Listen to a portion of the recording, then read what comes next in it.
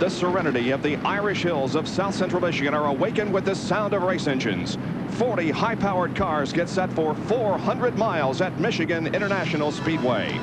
Ernie Irvan thinks about his reversal of fortune that put him in victory lane last Sunday at Watkins Glen. After an apology to fellow drivers at Talladega, Irvan visited victory lane for the second time this season. Mark Martin has reversed his fortunes of earlier this year, accumulating most Winston Cup points in Charlotte. At the Glen, he suffered a setback on the last lap, spinning with third-place Davey Allison. But he came back to finish third. Allison, the winner here in June, finished ninth. Dale Earnhardt, the Winston Cup points leader, hopes to reverse his fortunes of last Sunday. He jumped a restart, and even a plea from car owner Richard Childress to NASCAR officials still resulted in 2 black flags. Dale finished 15th. Ricky Rudd picked up another 10 points on Dale in the battle for the Winston Cup with a runner-up finish at the Glen. Rudd comes here to Michigan hoping to close the gap even further. All 40 drivers wonder what their fortunes will be as the champion Sparkplug 400 is ready for the green flag.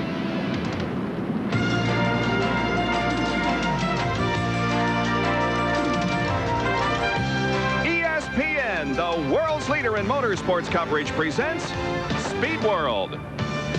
Today, live from Michigan International Speedway, it's the champion Sparkplug 400. The rains of yesterday have moved out. Today we have clear, cool, and dry conditions as we get set for 400 miles of racing. It's the 19th event of the year, and the quest for the Cup point standing showed that Dale Earnhardt has a 108-point advantage on second-place Ricky Rudd, and the top 5 are separated by only 263 points. Good afternoon, everybody. I'm Bob Jenkins, and welcome to Michigan.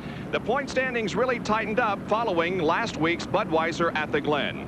Now, for those of you who play the numbers, 3 races ago, the number 2 car of Rusty Wallace won at Pocono. 2 races ago, the number 3 car of Dale Earnhardt won at Talladega. Last week, the number 4 car of Ernie Irvan won at Watkins Glen. Could this be the week for number 5, Ricky Rudd, and could he close in the points even closer?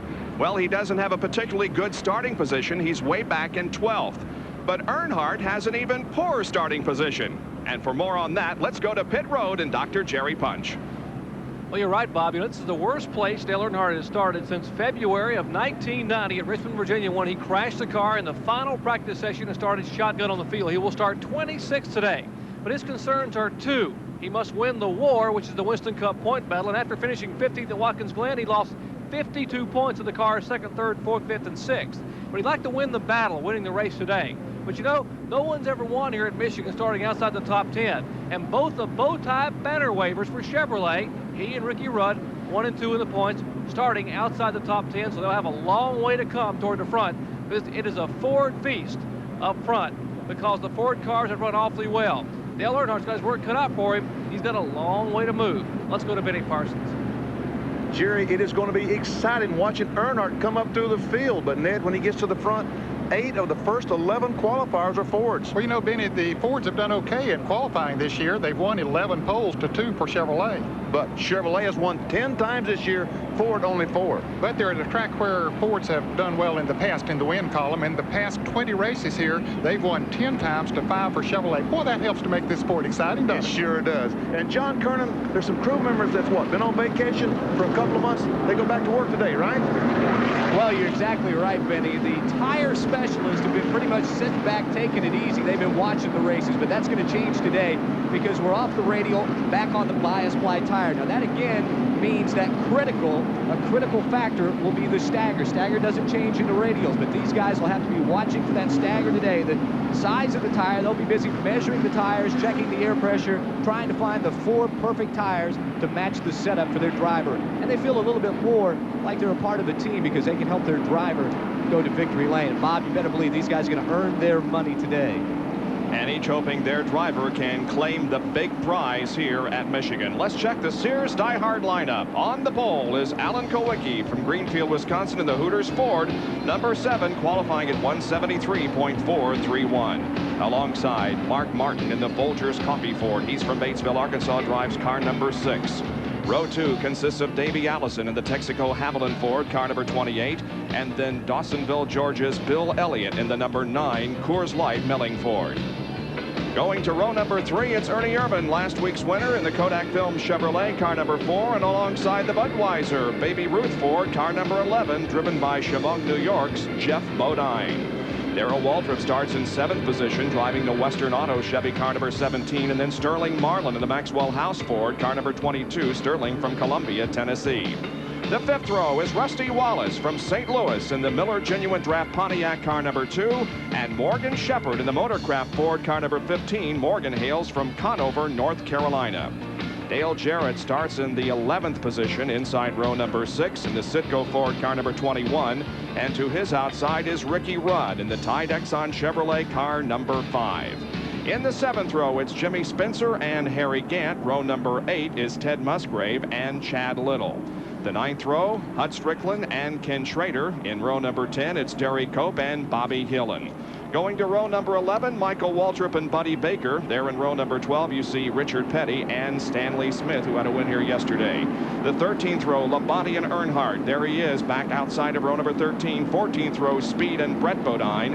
In row number 15, for this afternoon's race, it's Rick Wilson and Rick Mast. Row 16 consisting of Dick Trickle and Joe Ruttman driving a Chevy this weekend.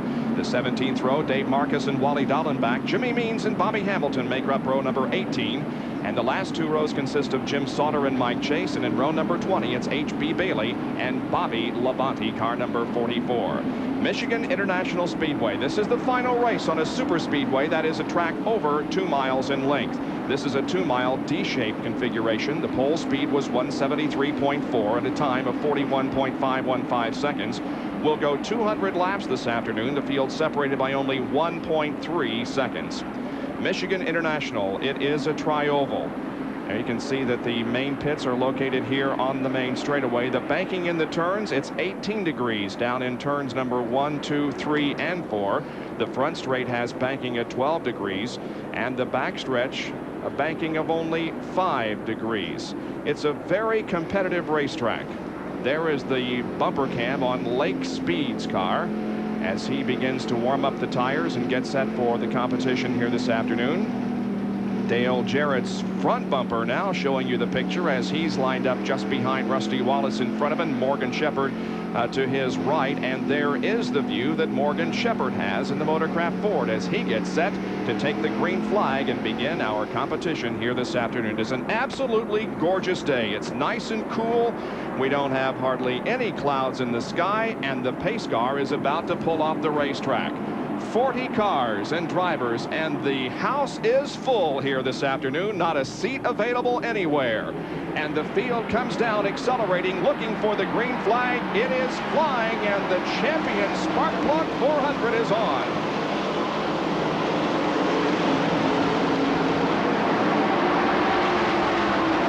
One car in the middle, it looked like Sterling Marlin is having a problem. He is really dropping back. He almost got run over on the start, Bob, but everybody sees now that he is having a problem. And everybody through turns 1 and 2 okay, heading down the backstretch. Those up front are entering turn number 3 as we go inside Lake Speed's Phillips 66 in-car camera. Morgan Shepherd is on the move. He's on the low side of the racetrack as they head through turns 3 and 4 onto the tri-oval. They come to the stripe and they're side by side. Martin inside and Kowicki outside. Kowicki leads lap 1. That's always a matter of pride with race car drivers, is leading that first lap, especially if you're on the pole. And Alan Kowicki was able to do that. And Mark Martin looks like he's going to take the lead, especially when Davey Allison comes up behind him. Those two cars together hook up in a draft, and it looks like they might get by Kowicki. At least Martin does. Here comes Davey Allison to second position. Now he pulls alongside of Alan Kowicki, but Kowicki will not give up the battle as he goes to second now. Ernie Irvan comes into 4th spot, completing lap 2.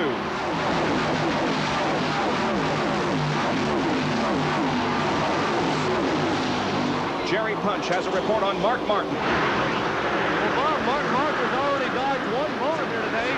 Just moments ago, before they gave him the start off pit road, he had an equalized right front tire, so they had to come up and change the right front tire on pit road, and therefore he would have had to pit about lap 3 or 4 anyway for the vibration, so already been pretty lucky here at Michigan.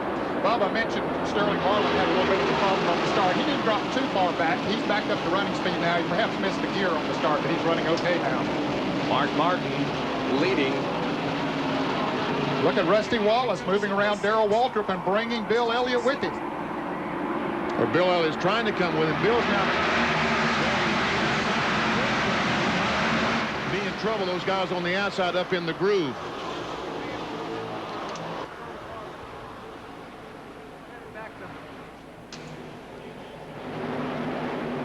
Bill Elliott and Darrell Waltrip running side by side, coming down the backstretch.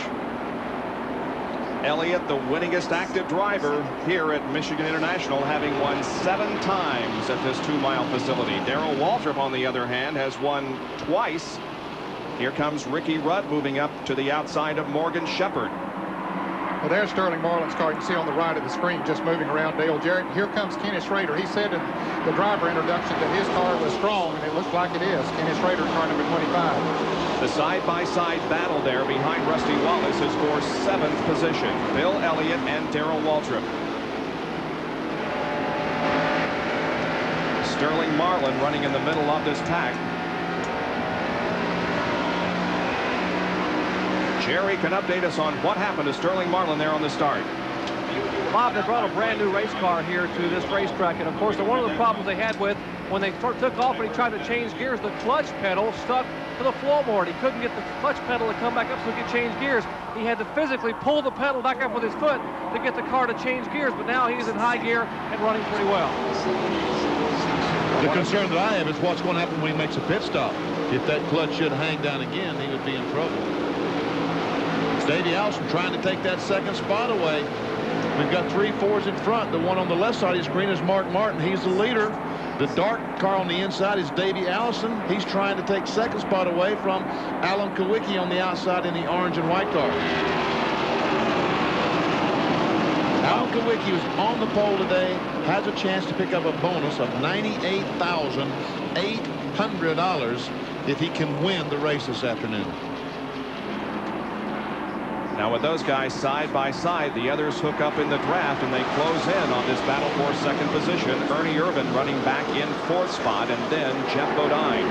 But Davey Allison and Alan Kawicki continue to run side by side as they go through the 1st and 2nd turns. And as they do that, not only do those behind them catch up, but Mark Martin is able to pull away. That's the greatest thing about this racetrack. Those cars can go in the corner wide open at speed and run side by side comfortably, that they're not going to bang off each other. Watch them as they go in the 3rd corner. They can both go in the corner at any speed they want to, and they have a racetrack to run on. The racetrack is 73 feet wide, giving these drivers lots of maneuvering room. And the battle for 2nd position continues as Martin leads. Running by himself down in the lower groove.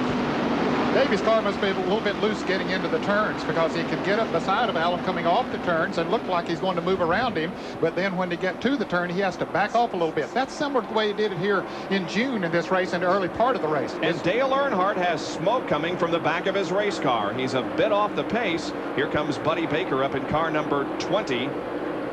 May have been tire smoke from that car. We'll continue to watch it very, very closely. But Earnhardt, as Jerry indicated to you, has a long way to go, threading his way through the traffic. A little bit of smoke from the car, but I think it may be tire smoke. He's up to 22nd position at the moment. Mark Martin is leading the Champion Spark Plug 400. Alan Kawicki is running in 2nd spot. Then Ernie Irvan, as we have completed 8 laps out of 200 that will make up this event here this afternoon. And our Speed World coverage of the Champion Spark Plug 400 being brought to you by Champion Spark Plugs, the world's #1 selling spark plug, no matter what you drive. By Quaker State, the Big Q is one tough motor oil. And by Today Chevrolet, who invite you to see why more people are winning with the heartbeat of America. You're watching live coverage from Michigan International Speedway. We'll be right back. Today, ESPN is presenting the ESPN Pick the Winning Chevy Sweepstakes. you will have a chance to win a 1991 Chevy Lumina of your choice. The 2-door coupe, 4-door sedan, APB, or the fabulous new Z34. To enter, call 1-900-933-9300 before the halfway lap. You will be asked your phone number and the number of the Chevy car competing in the race which you think will be the first Chevy to finish. The winner will be selected in a random drawing of correct entries and announced in our next Chevy Sweepstakes race coming up. Call in to win right now, 1-900-933-9300. We can see that once those cars got in line and stopped racing each other behind Martin, they closed right up on his back bumper, and here goes Kulwicki for the lead down in turn 1. Trying to break the draft down low. He is pulling ahead of Mark Martin about a half a car length, and now they're 4 wide through here. Look at this. Mark Martin has to get off the accelerator, getting high on the racetrack, but 3 abreast down the backstretch. Allison, then Jeff Bodine, and Alan Kulwicki as Mark Martin gets right on the back bumper of Davey Allison, and Allison takes the lead. Pretty exciting stuff, huh, Ned? Well, that's just the way it used to be here at Michigan. It is always exciting to come here and see this wide racetrack. Ooh, they get a little bit close, Kulwicki and Jeff Bodine, but always good close racing. It's a Ford formation up front. The first 4 are Fords, and then Ernie Irvan in the Chevy running in 5th position. There comes Rusty Wallace in the Pontiac as he's 6th. And the battle side by side for 2nd position once again is Jeff Bodine and Alan Kulwicki as Davey Allison has grabbed the lead and now begins to move away a bit. Yes, as these cars are running side by side, the same as it was a moment ago when Mark Martin's the leader is able to gain an advantage, and Kulwicki gets in the corner too hard, slips up the racetrack and loses 2 spots, and here comes Irvan trying to get by him. Once again, 3 abreast racing. Well, I think that's what Davey Allison needed, was an opportunity. I mentioned earlier that his car might have been a little bit loose on the low side of the racetrack, but once he got in position that he could take the lead, then he could take off. That's exactly the way he did here in June. Once he got out front, he took off. There's Dale Earnhardt, and look at the action up front once again. Morgan Shepherd on the inside of Rusty Wallace. There's Kulwicki that's going back. He got in the corner just a moment ago, slipped, and has lost 5 or 6 spots since then. And there comes Morgan Shepherd up to challenge Ernie Irvan. Now, Dale Earnhardt, as we indicated, there was a little bit of smoke seen from that car. Jerry Punch has a report on that situation. And Bob, just a moment ago, Earnhardt nearly tagged the wall. The car went all the way across the racetrack. Let's find out from Richard Childers. Richard, the car appears to be smoking just a little bit. What's the problem? Well, we think it's tire smoke because the car's been real loose ever since the start. We're going to try to get him in here and tighten him back up. Well, again, it's about 10 or 12 degrees warmer today than it was yesterday, and the cars, a lot of them complaining of being awfully loose. Earnhardt among that bunch. Bob? Dale is currently up into 20th position after starting 26th. I expect we'll see a lot of drivers that'll call for some help when they make that first pit stop. The sun is shining here today. Really, on Friday, it was overcast, and then, it was not a real sunshiny day like it is today. And yesterday, it was cool and cloudy all day with rain. And now that they're out here running totally in the sunshine, the track will be looser, and I expect there are a lot of race cars that'll be loose today. We just saw Stanley Smith in the green and black car, the Interstate Battery car, down on the inside. He won the ARCA race here yesterday, 200-miler, and his wife in the hospital. We want to say hello to her today. And he just made a pit stop, Ben. He had a throttle sticking on his Buick, so he had to make a pit stop. He's back out now running. Inside Lake Speed's car, the Phillips 66 in-car camera. That's Rick Wilson, the Snickers Buick, directly in front of Lake Speed. There's Joe Ruttman, the Dinner Bell car, up in front of Rick Wilson. Dick Trickle has already come in for a 4-tire change on Team 3 Pontiac. And Hut Strickland is a little bit off the pace going into turn 1. He was a real factor here in June, had his best finish ever in 2nd place. Alan Kulwicki and Bill Elliott are running together on the track. That's 7th and 8th position. Well, I'm going to take that back on Hut Strickland. I just saw him on the low side of the racetrack, but what he was doing was making a pass. He's doing okay, so fans of Hut Strickland don't get upset there. He's moving along okay. Now, we watch these cars as they come off the racetrack. They're down in that dark part of the racetrack. but Dale Earnhardt is not. Here he is. Now let's follow him if we can down through the first and second corner, and he's fighting a loose race car. Jerry Punch just told us that the car is loose. Now what you're going to do is go up in green racetrack where nobody has been before, trying to grip. See that gray racetrack, Earnhardt? Oh, he's relaying a whole new streak up there on I mean, the top. there's nobody, and we see him smoke that right rear tire as he comes through the corner. That means the car is loose, but he's up there where no one else is running, getting that green racetrack. Morgan Shepherd is making a bid as we jump inside his Motorcraft Ford. Yeah, trying to move around Ernie Irvan. Now, I'll bet that that's one car, the 15 car of Bud Moore, that was set up a little bit tight today, and that's probably working well for him. They normally like to set the car up pretty tight, and I think that's an advantage for him right now. This is the battle for fourth position, Morgan Shepherd and Ernie Irvan.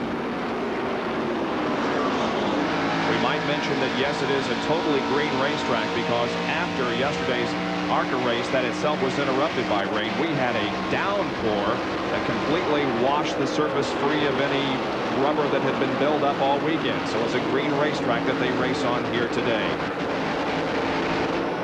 Our Igloo in-car camera showing you the pictures there momentarily from Morgan Shepherd as he now continues to battle with Ernie Irvan. Puts the Ford slightly ahead of the Chevy as they hit the stripe, but Ernie Irvan battles right back, and Morgan will fall in behind him. Yeah, on the straightaway, Ernie is able to pull him just a little bit. Now you can see Morgan really drive deep into the turns, and he has the advantage going into the turns and through the turn, but once they hit a straightaway, Ernie is able to pull back, but maybe not this time. Now this time Morgan was able to clear him in the corner, pulled ahead of the Chevrolet, the Kodak Chevrolet. So Morgan Shepherd running a different line than anybody else. He's running right on the bottom. See how much lower he is than anyone else. As Ned said, car is tight enough. He can run down there, but not too tight that the right front slides across the racetrack. Davey Allison leads, and Jeff Bodine running in second. There are third, fourth, and fifth. Mark Martin, Morgan Shepherd, and Ernie Irvan. 20 laps completed here in the Champion Sparkplug 400 at Michigan International Speedway. We'll be back in just a moment.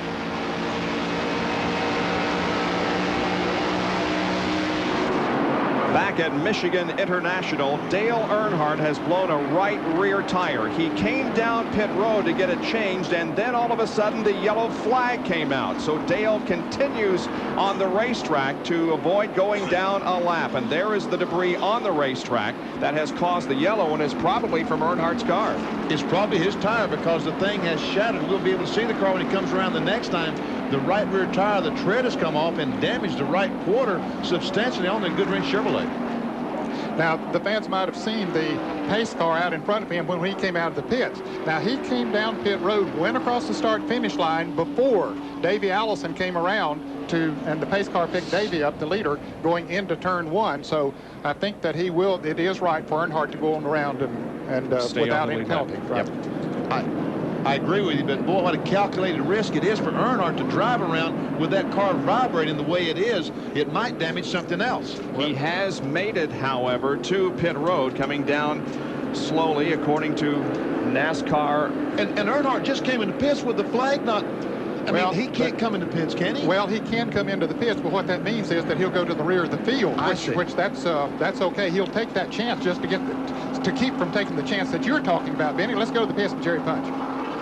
Well, dodging a bullet here already for Earnhardt in Michigan. We might mention that he now is on pit road changing right side tires, and they have already changed a little wedge in the left rear, and now they finally get the car off the jack and pull it away. We might also give a mention that Goodyear's interliner, that interliner or tire within a tire, is what allowed Dale Earnhardt to make those extra laps on the racetrack. Let's go up to John Curran in the Davey Allison pit. The leader is on pit road. Davey will take on 4 tires. They will go with 4 scuff tires. They're also going to make a slight chassis adjustment. The car has gotten just a little bit tight, so we're expecting to take a round of wedge out. Right side's already on. There is the chassis adjustment on the right side. Left side up, tires going on. The Texaco Havoline crew, led by Larry McGrill, is really hard at work. The tires are on, gas is in, and Davey is away. And a lot of activity on pit road. All but 4 cars came in. Jerry? Ernie Irvan completing his service in the pits, as is Harry Gant. Both these cars pulling away. Almost everyone in for a 4-tire change as they race.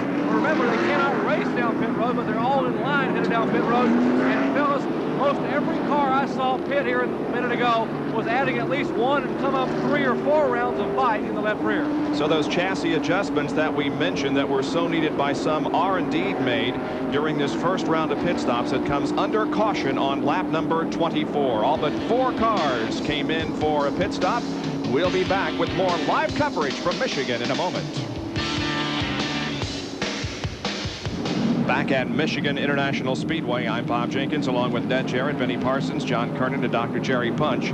Dale Earnhardt remains on the lead lap, but the car still isn't right for him. This is the way championships are won and lost. He comes into this race with a 108-point advantage on Ricky Rudd, but things are not going well here in the early stages. Jerry Punch. Well, indeed it's not, Bob. And of course they came in and made the right rear tire change. He came back in because something was flapping. Apparently when the tire shredded, the outer lining of the tire shredded, it pulled or vibrated some of the inside of the wheel well away. The wheel well was dangling and hitting the tire, and of course that would just cut another tire there, so he's coming back down pit road. But he has just radioed back into his crew that something is amiss in the chassis of the car. So they're going to bring the car back in as he comes on the pit road to me right now, and the Goodrich 2 will go to the right side of the car and try to look beneath the rear of the car to look at the Panhard bar, the rear sway bar, the trailing arms, because Earnhardt has complained that something is amiss in the rear of the car, and they have the car jacked up, and certainly not the way they wanted to start a Sunday afternoon here in Michigan. There we saw the NASCAR official. We saw the NASCAR. The engine is turned off on the Goodrich Chevrolet. So evidently they found something on that that's going to require some extensive work because they have turned the engine off. Well, now the pace car is coming off of turn 4. He's still maybe 30 seconds or so from going a lap down, but I'm sure they're keeping their eye on that. But there's Richard Petty. He had his STP Pontiac in up on the jacks. Earnhardt does go back out, so he'll stay in the lead lap. You see the pace car coming off of turn 4, but he and Richard Petty both will get out and stay in the lead lap. We saw the NASCAR official signal, and they threw a roll of tape over. They're going to try to take some tape and get that right rear quarter from protruding out as badly as it is, because if he would get next to another car, it could cut a tire on another vehicle. Field is under caution because of debris on the racetrack. H.B. Bailey, the car right behind the pace car, and here's Jimmy Means pitting. Okay, he had taken the lead, Bob, as a result of everybody else coming into the pit. So the Alka-Seltzer Pontiac of Jimmy Means gets 5 bonus points for leading here at Michigan. He's led a number of races this year, heads-up driving on his part, and saved his pit stop for a little bit later. Jimmy, of course, involved in that tragic accident last week with J.D. McDuffie, or he got into the accident after J.D. had hit the fence. You see them making a chassis adjustment on the Alka-Seltzer Pontiac. Richard Childress and the team having a big discussion as to what to do and how to. They break up the discussion, and we will see if Dale comes back in for it. Yes, he is. He's coming down pit road once again, headed toward you, Jerry. Well, I think they may have some serious problems beneath this car, and I heard a discussion a minute ago about something in the rear of the car. They may have to re-weld something. It may have come loose from the frame. They're bringing him back in to jack it up. I was just a minute ago dispatching one of the crew members who cut his finger pretty significantly on some of that torn sheet metal, and we sent him over to the ambulance crew here a minute ago. I turned back around and talked to the crew about the problem with the race car, and now Earnhardt has brought the car in, still sitting in the car. As you can hear, he has shut the motor off in the Goodrich Chevrolet, and they are calling for jack stands on the right side of the car, so they were going to have the car up and on a jack stand for safety reasons. And apparently the bushings have pulled out of the front of the trailing arm. That's the long arm that helps support the rear end. The bushings have been pulled completely out of the front of the trailing arm, which will mean the car will have to come around and come behind pit wall, be put up on jack stands, and have some welding done. So it's going to be a long day, and once again, he's going to lose valuable points in that pursuit of the Winston Cup title. Well, one thing going in Dale's favor, the yellow remains out because there is a safety vehicle over in turn 1 sweeping debris from it. Well, there are many things that can go wrong during the course of a race, be it mechanical or whatever. We often hear of a blown engine. Well, here's one way in which an engine can blow. Jerry Punch with it. And long straightaways like Michigan are enemies of valve springs. At the end of this long straightaway, if the wind is blowing down the front straightaway, you can break a valve spring easily at this racetrack. There we see Earnhardt. He didn't break a valve spring. That's right. It isn't the problem with Dale Earnhardt. They're going to work on the rear end of the race car, but he has pulled behind the wall, and so will now go a lap down at least as they try to make repairs on the GM Goodwrench Chevrolet. Back in a moment at Michigan.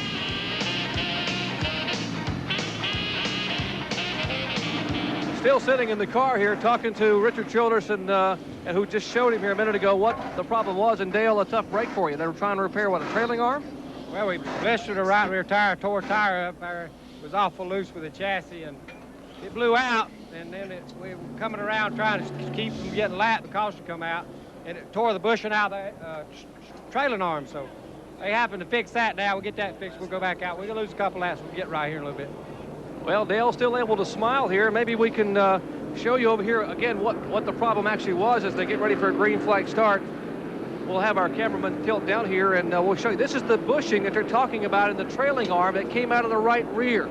This is the other side of the bushing, the front of the trailing arm that just came apart and began to vibrate when the tire was cut down. They had to come in and replace it with a brand new one here, and now they'll be able to go back out and race, hopefully, and stay within a couple laps of the leaders. And Jerry, that's exactly what Benny Parsons was talking about, that kind of thing that could happen by going around the racetrack with the flat tire.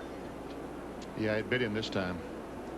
He probably would have been better off to have accepted the lap that he was going to lose and come in and change tires. But they made the decision, and again, I would have done the same thing. Yeah, sure. I think 100% of the fellows down there would have done the same thing, because how often do we see that happen? Not very often. Those are the snap decisions that you have to make. Sometimes they work out, sometimes they don't. The green flag comes back out. We are racing at Michigan, and Morgan Shepherd is the leader of the race, with Jeff Bodine ranked at Davey Allison second and Bodine third.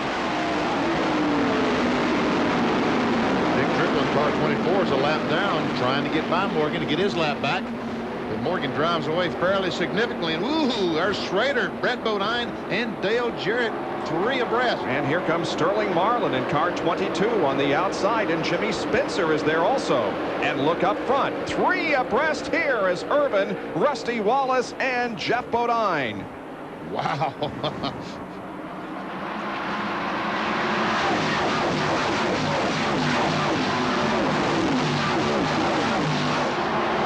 Look at this. Darrell Waltrip is on the inside of his brother. Well, what was he, 5 abreast, Ned? They were 5 abreast down through there, and Michael came way down on his brother, who had to take to the apron of the racetrack to make it 5 wide. Dale Jarrett is thanking the Lord that he's looking at his rearview mirror. This miss, almost. Was that Spencer that got sideways? Looked like Jimmy Spencer got sideways and almost ran into someone. Schrader pushed the button and said, let me get out of this mess. Up front, meanwhile, it is Martin, Irvin, and Bill Elliott. And Elliott, he bumps Mark Martin as he slides up the racetrack. He decided that he would get behind Mark Martin, and he made that move awfully fast. And Dave Marcus in the Big Apple Market Chevrolet right behind Dale Earnhardt. Great run today for Marcus. We have not seen Michigan racing like this in many years. And this looks like Daytona and Talladega. Mark Martin comes down, tries to get a little draft off the Dick Trickle car. And here comes Irvin on the inside of Elliott. The fellas, on this restart again, the 22 car, Dale Earnhardt, about to go back out of the pits, but the 22 car, Sterling Marlin, went back again. Evidently, he had a similar problem to what he did on the start of the race. Morgan Shepherd leads. Then it's Davey Allison, Jeff Bodine, Rusty Wallace, and then this group of cars led by Mark Martin. There's Ricky Rudd as he makes his way up through the field, running alongside Dave Marcus. He, of course, wants very much to take advantage of the Dale Earnhardt problem. Now you ask, could there be a change of lead after this race in the point standings? Yes. If Rudd can win the race and Earnhardt finishes 30th or worse, Rudd could take the points lead. Well, I think that Dale Earnhardt is definitely looking at a finish in the 25-30 area. Now all Rudd's got to do is win the race. And that isn't going to be an easy task, given the fact that these Fords are looking good up front. Looking at the front of Dale Jarrett, Citgo Ford, as he follows Ricky Rudd into turn 1. And Dale Earnhardt lost 6 laps. If you want to know, he lost 6 laps repairing that trailing arm bushing.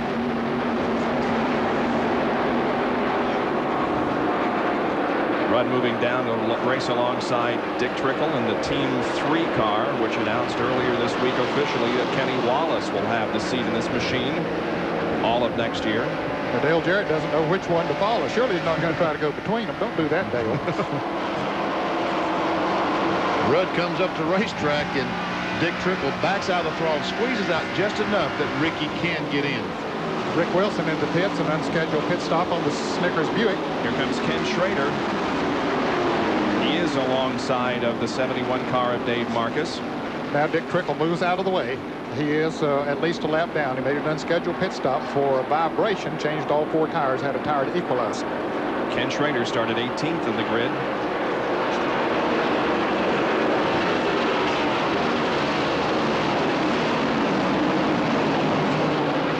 Schrader, his car handling well on the bottom of the racetrack.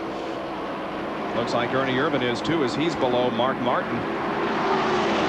Race for 6th spot. Ernie trying to get away from Martin so he won't slow the cars down, and pulls up right in front of Mark Martin. Harry Gant, meanwhile, the Skull Bandit has pulled up on the back bumper of these 2 cars. Now, Benny, when Irvan went back in front of Martin there, now Martin trying to go back around him, but to us, looked at it coming on the TV, it looked like he pulled back too quick, but his spotter was up there and said clear.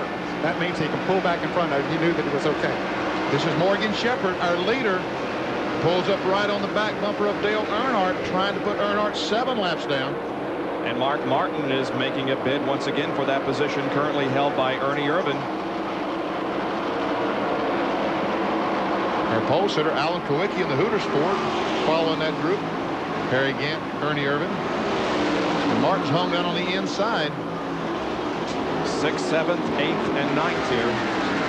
And Sterling Marlin is entering pit road with an unscheduled pit stop. So maybe that clutch problem persists as we watch Mark Martin and Alan Kowicki, the pair of Fords, race side by side. There's the Jerry Punches down there.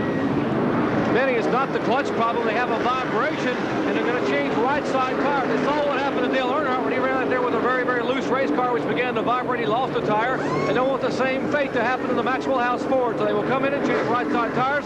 He will not lose a lap. Well, in fact, he will lose a lap as he comes exiting down pit road here from the leader toward turn 1. Only a 12-second pit stop for Sterling Marlin, but yes, he goes a lap down as the front runners pass him by at top speed.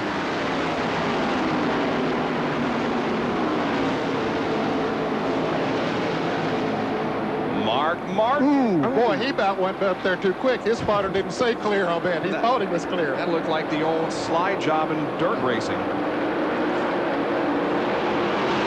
We are 38 laps into this race, and at this point, all 40 cars are still running. Richard Pettit just made an unscheduled pit stop in the STP Pontiac.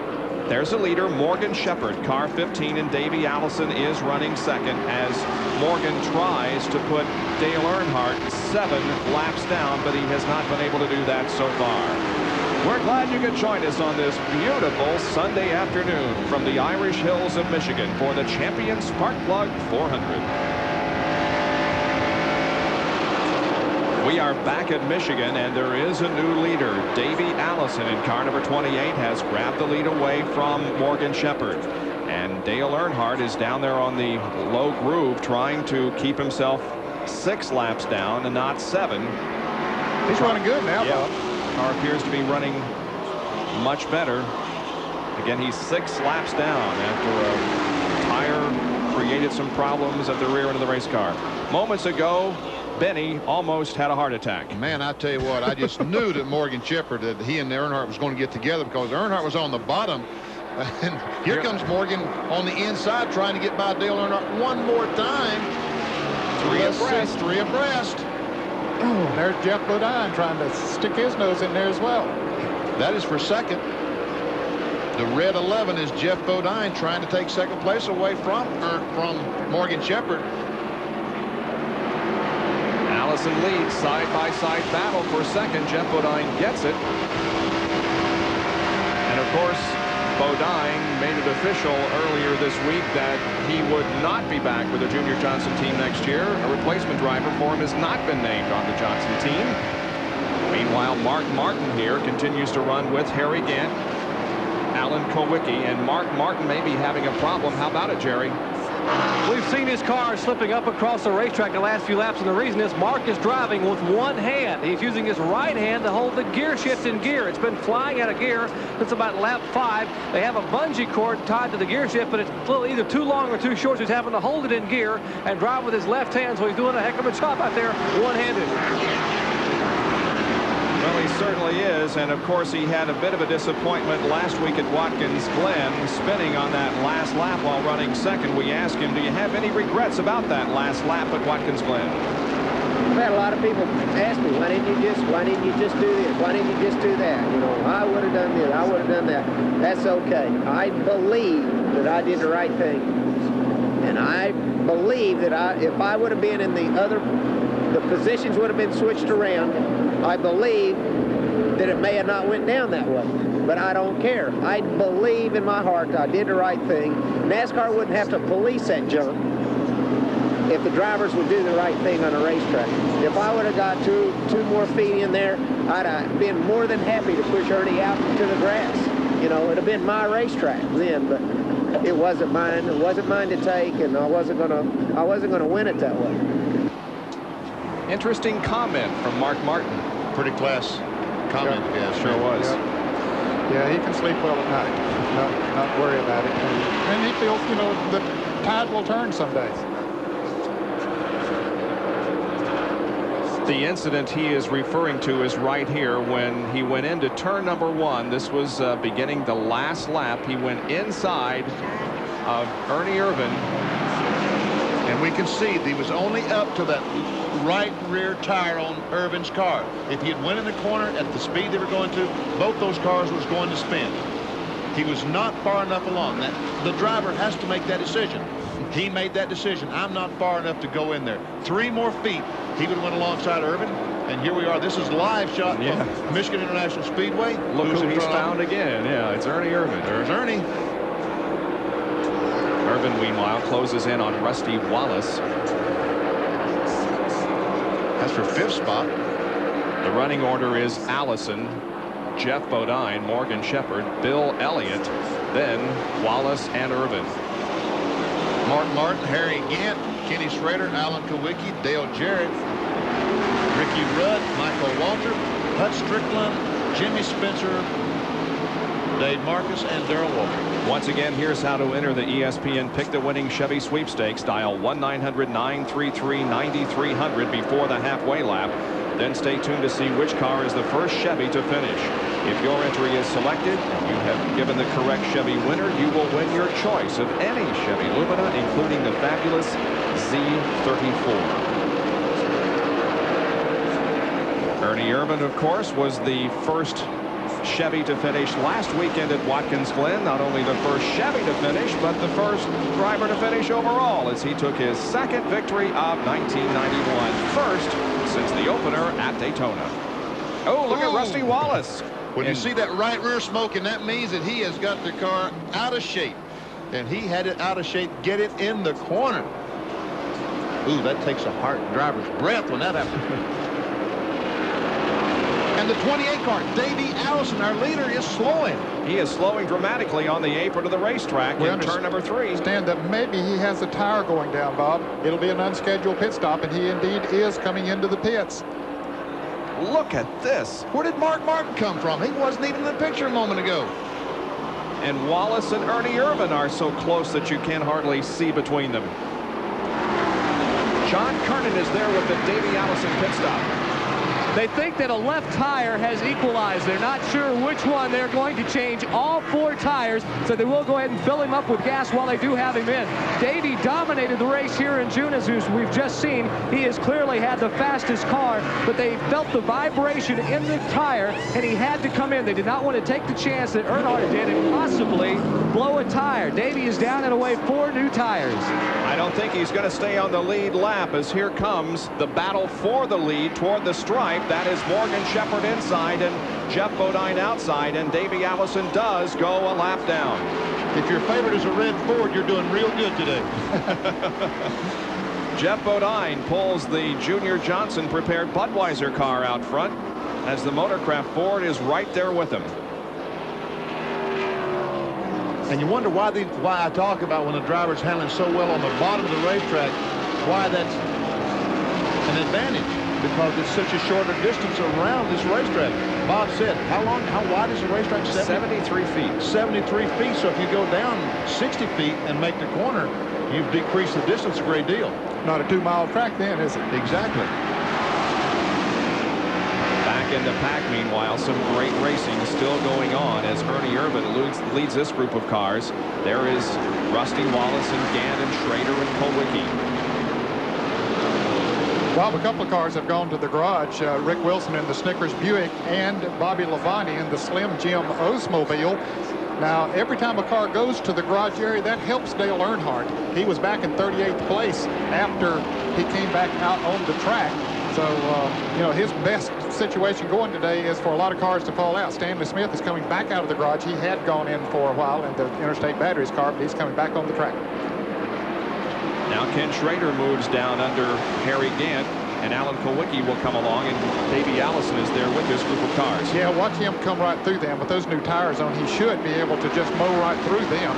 And the leader's not too far in front of that pack of cars that he's going through there right now, so he might be able to catch them and get back in the lead lap. It's going to be hard to mow through them if they don't get in line, but they're side by side. He's got to have some running room, don't he? He must be fuming there. He's got a car that's probably a second a lap faster than these fellas, and they run side by side. He's saying, well, he's going to try the middle. He had a notion. He had a notion, but he said, no, that's not. Oh, yes, he did. He really did. He wanted to go between those cars so bad you could just see it. It was like me looking at a big stage. That's the best out of it. I'm glad you admit it, though. That's We'll keep an eye on the racing here at Michigan International while we take another break. There goes Davey, finally getting around Ken Schrader, and now he should be able to mow through those cars that we talked about earlier. We'll be back in just a moment to the champion Spark Plug 400. Well, going to break, we showed you 6 through 10. Thought you might want to be informed as who's running 1 through 5. So here they are. Jeff Bodine is the leader of the race, followed by Morgan Shepherd, then Bill Elliott, Mark Martin, and Ernie Irvan. And 6 through 10, Rusty Wallace, then Schrader, Gant, Kulwicki, and Dale Jarrett running in 10th position. Already a fourth of this race has been completed. Look at this windshield and how dirty it is. This is Lake Speed's. I tell you what, he must have been following someone losing some oil or something, because this is unusually dirty. This is terrible. Now Davey Allison, as we indicated when we went to break, would be slicing through the traffic, and indeed he is. Now he has 4 new tires, but is a lap down to the field. And we see when he goes around on the bottom of the racetrack, you see what kind of an advantage he has on the Earnhardt car that's running on the outside. That's what I was referring to a moment ago. Just the difference in the distance. And here comes Brett Bodine. The Quaker State Buick is coming down pit road with an unscheduled stop. And then he's been into someone, the side of that Quaker State Buick, the right side. You can see there that the door is bent in pretty good on that car. I don't know who he has been into, but they're going under the hood. That's not a good sign, certainly not under a green flag condition. No, it sure isn't. Brett Bodine was running in about 13th position a few laps ago, but now comes in for a pit stop. And the 19 car of Chad Little appears to have gotten into the wall. And we can see that we saw a little bit of a smoke coming off the car. I would imagine that he's knocked some sheet metal in against the tire, and it's rubbing the quarter panel or right front fender. So he needs to come in and get that sheet metal away from that tire. That's one chance that you take when you run so high on the racetrack. One slip and you see the side of the 19 car, that's exactly what happens to you. Well, while they go to work on the number 19 Tyson car driven by Chad Little, we'll go back to the racetrack and show you that Jeff Bodine is stretching out his advantage on second place Morgan Shepherd, while Bill Elliott now runs third, followed by Mark Martin and Ernie Irvan. And Rick Wilson in the Snickers Buick is coming back on the racetrack. That's one that Ned mentioned just a few minutes ago, was behind the wall, but put him back onto the racetrack. This is by far the best run that Jeff Bodine has had this year. And it's an amazing thing, because you think that emotionally that the team would be disturbed. But I would think that Jeff, after having driven for Junior for the last couple of years, would very much like to give Junior a win before he steps out of this car. You're exactly right. Not only for Junior, but for Jeff as well. The racing has calmed down just a little after the first 60 laps were virtually run side by side. Many positions being contested 2, 3, 4, and even 5 abreast. But now we have been under green for several laps, and the field begins to get strung out just a little bit. On the left of your screen there was Dale Earnhardt, and for those of you just joining us, he is 6 laps down. And the action there in the pack, 6, 7, and 8, Wallace, Schrader, and Gant. Now, Schrader was really coming up through the pack after he made the pit stop, but right now he's sort of settled in there. He must have used his tires up pretty good. There's Alan Kulwicki trying to make a pass on the 8th place car of Harry Gant. Can't quite do it. A little further ahead of this group, the number 9 car of Bill Elliott runs in 3rd position, and there is Davey Allison as he again tries to get back to the front of the field and get his lap back. And it isn't totally impossible to lose a lap here and still end up winning the race. Oh, no. This car, he's got a car that he can win the race today. He's going to need a couple of breaks, but Rusty Wallace has done it before, and he's getting ever so much closer to the leaders. He is definitely gaining. I'm talking about Davey Allison. He is gaining on the 1st and 2nd place cars of Jeff Bodine and Morgan Shepherd. So if this thing stays green for a while, he'll be able to get back in the lead lap, in my opinion. Davey Allison is in 30th position at the moment, a lap down. There are your first 2. Jeff Bodine, a little bit of tire smoke from the right rear of that car as he went through the 18 degrees of banking there in the 1st and 2nd turns. And Derek Cope is coming down pit road. He was black flagged the last lap by NASCAR. And I don't know, I did not see the car smoking or anything else. But well, they said somebody was leaking some oil out there, Benny, and that might have been what was getting on the windshield of Lake Speed. Let's go to Jerry for a report. That's exactly right, Ned and Benny. He has an oil leak. We see the car come by us here. The windshield has a little bit of oil in it, but there's oil all over the back of the car. So now the Purolator crew will go beneath the Derek Cope car. A tough break for a young man who only got to complete 1 lap here in June. He had an engine problem, and now he has another problem here in Michigan. So that's what we saw on the windshield of Lake Speed's car a moment ago, was just a thin film of oil. And once you get that oil on the windshield, you pick up debris. We can see the oil over the back where it says Purolator. There, you see the fellow wipe it off. A graphic. And here's the result of that. Oil all over the front windshield of Lake Speed's car. That's the oil. That's the thin film of oil. Now the dust comes up and collects to it. The advantage to running up front and staying clear of all of this. Look at the difference in the windshields on Lake Speed and the shot from the Igloo in-car camera in Morgan Shepherd's machine. Morgan Shepherd knows that he is, as they take the Purolator Chevrolet of Derek Cope behind the wall, you can see there. But Morgan Shepherd, he knows he's running on a sunshiny day. Lake Speed thinks the clouds is going to rain. Well, the Bob Whitcomb team will be intact next year as they have re-signed with Purolator and with Derek Cope. So we'll expect them back in 1992. We'll be back with more live coverage of the Champion Spark Plug 400. 65 laps out of 200 completed at Michigan International Speedway in the Champion Spark Plug 400. And Thursday night, some great NFL preseason action headed your way live here on ESPN at 8 o'clock Eastern Time. Join us for the LA Rams and the Houston Oilers, 8 o'clock next Thursday night. Great game on ESPN last night, won by the Giants over the Jets. And there's some great racing going on the racetrack here at Michigan. We're inside Dale Jarrett's car. And look at this 2 abreast racing. That's Schrader and Harry Gant, Rusty Wallace, and right there is Dale Jarrett. He's trying to figure out which one of these guys is going to be the best. And really and truly, it's not a factor which one's the best. It's which one can get through the corner and not slip.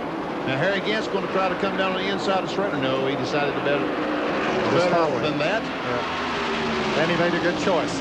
But Harry has to back off going into the turns. Apparently his car has gotten loose and just not getting through the turns too good. They've had that. And here comes Alan Kulwicki up on the outside of Dale Jarrett. But now Davey Allison is about to unlap himself. He has caught the leader, Jeff Bodine, in the Budweiser Ford. Look at Harry Gant going from inside to outside. And Kulwicki has caught this bunch of cars. And Schrader's on the outside. And Davey Allison is about to get his lap back. We mentioned his slicing through the traffic. He is about to complete the cut here if he can get around Jeff Bodine and get back on the lead lap. And the number 28 Haviland Ford not able to yet as Jeff Bodine keeps him back there. But he's going that short way around the bottom side of the racetrack. And one reason he can do that is he stopped he has about 20 laps less on his tires than the other fellows do. And Rusty Wallace almost got into Schrader a lap ago. Look at this. Boy, they did get close together up there high on the racetrack. And Harry Gantz diving for the grass. I know it's safe down there. Get me out of here. Pit stops will be coming up here very shortly, fellas. Average speed of the race, 139.5 miles an hour. We've had one caution period for debris on the racetrack caused when Dale Earnhardt's right rear is shredded, putting him 6 laps down. And Dave Martins leaves the pit road after having a great run so far. Here Allison. comes Davey way down the inside. That's Mike Chase in the Copenhagen car, A.J. Foyt's car. Yep, carrying number 14. And there comes our leader, Jeff Bodine. I tell you what, these first 2 guys, I don't think any 2 guys can have a better run needs a better run than these first 2 guys, Jeff Bodine and Morgan Shepherd. They have both been struggling this year. You know, there are 6 drivers who won last year who have not won this year, and one of them is Jeff Bodine. The other 5 are Kulwicki, Shepherd, Martin, Cope, and Bodine. And the 6th car, we understand, is going to be coming in next time for a pit stop. We're riding with Morgan Shepherd, second place car. Watching for Mark Martin. Indeed, he does drop down off the 18 degrees of banking and heads down pit road. Mark Martin has the Folgers Ford ready, and Jerry Punch is ready to describe the action. Indeed, Bob, this will be a scheduled pit stop here for the Folgers team. They pitted on lap 24, so they like to run a little over 44 to 45 laps. Remember, the maximum speed on pit road 50 miles per hour, and so the Folgers car now will come to a halt, and they will change all 4 tires under green. Very important. They're concerned about some tire wear up here and equalizing some tires, so they will take right side and left side tires. 11 cars, the leader, Jeff Bodine, up in turn 4, and he will head this way. And of course, he will have to pit in another 3 or 4 laps as Bodine will come by and put Mark Martin in the lap now. Mark Martin leads pit road, and Bodine hits for turn 1. Great pit stop for a change of 4 tires. 20 seconds. That'll be hard to beat. Bill Elliott coming in. So is Ernie Irvan coming in. A fantastic pit stop for that Jack Roush crew. 20 seconds.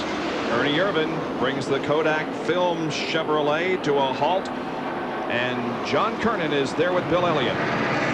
It looks to be just a 2-tire change as they go right sides, but an adjustment, a chassis adjustment by Ernie Elliott on the left rear. And Bill Elliott is away. A lot of activity going up and down pit road. Ernie Irvan pulls out. Michael Waltrip pitted just ahead of Ernie. Now, Elliott and Irvan only changed right side tires, whereas Mark Martin changed all 4. But if you do it in 20 seconds, you can afford to make that kind of a pit stop. And Morgan Shepherd, the red car right in the center of the screen, is just now driving into his pit. There comes Rusty Wallace, the black and gold car, making a pit stop. John Kernan is down with Morgan. They look over the left side tires. Apparently, they're going to go for a 2-tire change. Right side's already going on, waiting for the gasoline to go in. Morgan sitting here, finally a full tank. He's away down pit road to Jerry Punch. And the man who's won here twice before, Rusty Wallace, gets in. He will get all 4 tires on the Roger Penske Miller Genuine Draft car. A little bit of trouble with the left front. Now they get the tire back on. Well, a 4-tire change for Rusty Wallace, and they will take the time. Now he's off the jack and away. A winner here in Michigan in 1988 and 1989. Rusty Wallace pulls back out onto the racetrack just ahead of Hut Strickland, and John Kernan is there as Alan Kulwicki comes in. Well, our pole sitter brings it down slowly. Again, 50 miles an hour. He brings it in close. They will make a chassis adjustment on the left side. 2 tires. Once again, they're beating up the spoiler. Get just a little more downforce on the rear end of the car. Kulwicki revving the engine. First can of gas in. The tires are on. Lug nuts are tight. Waiting. They clean off the front grille. Allen is away. And Jeff Bodine is coming in. Let's go to Jerry Punch. And a man who has led many times but never won here in Michigan, Jeff Bodine, will bring the Budweiser-sponsored Ford down pit road. Tim Brewer and the rest of the Junior Johnson crew await the arrival of Jeff Bodine. Now, Bodine pitted on lap 24. That means he has now run 50 laps under green, getting pretty good fuel mileage. He brings the car to a halt, and just like Mark Martin and Rusty Wallace, he will change all 4 tires.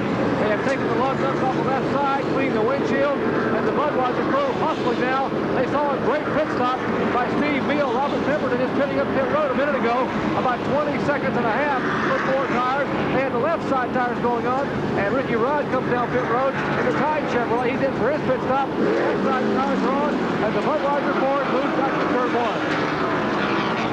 Here comes Rudd. He pulls out of the pits. They had trouble there on the left front of Jeff's car, resulting in a slower pit stop than Mark Martin's 20 seconds. Took about 25 to replace all 4 tires on Jeff Bodine's car. Ricky Rudd, who finished 8th here in the June race, comes back out onto the racetrack. Darrell Waltrip comes in as Terry Labonte goes out. We see Darrell Waltrip coming in. He's one of the fellows that gets great fuel mileage. Now, as soon as Harry Gant makes his pit stop, we'll know that all pit stops have been completed. And Kenny Schrader. Now, there'll be a race to see which one can go the farthest. Yeah, that's right. I forgot about Schrader. Here comes Harry Gant. He decides to come in, and you're right, Ned. Schrader stays on the racetrack, and Gant's coming down in the pits. Harry Gant makes his way slowly toward pit road as Darrell Waltrip at the bottom of your screen has completed the work on his car and pulls out. So Harry Gant comes in. Ken Schrader has yet to make a pit stop, and so he is the leader at the moment of the Champion Spark Plug 400 with 76 laps completed. We'll be right back. Back live at Michigan International Speedway in the Champion Spark Plug 400 Winston Cup race. 78 laps are completed, and Ken Schrader in car number 25 is the leader of the race, but will need a pit stop very, very soon, probably within the next 2 laps. They must be generating fuel on that car. He just runs forever, ever, and never stops for gas. The other leaned out. There we see the Budweiser Ford. We're looking out of the back of, what's this, Morgan Shepherd's car? Dale Jarrett. Dale Jarrett's Right there beside Citgo car. Lake Speed. And now inside Lake Speed's car, Phillips 66 in-car camera providing the shots there. That's Jarrett to the left. And Jarrett beat Jeff Bodine out of the pits, but he only changed 2 tires. He made a 13-second pit stop, and now the leader finally comes in. Schrader comes in, and Jerry Punch is going to be right there. And you know, the reputation for this car getting good gas mileage precedes it. In fact, some of the other teams were asking Kenny Schrader, said, hey, it's only a 400-mile race day. Are you going to have to stop for fuel? You know, so he's run roughly 55 laps. In fact, Richard Bruce said they may be able to make it as much as 60 or 61 laps between fuel stops. And that's what gave Schrader a good shot at having a finish here back in June. And now he brings the Kodiak Chevrolet to a halt, and they will change right side tires only. No 4-tire change here for the Kodiak Chevrolet team.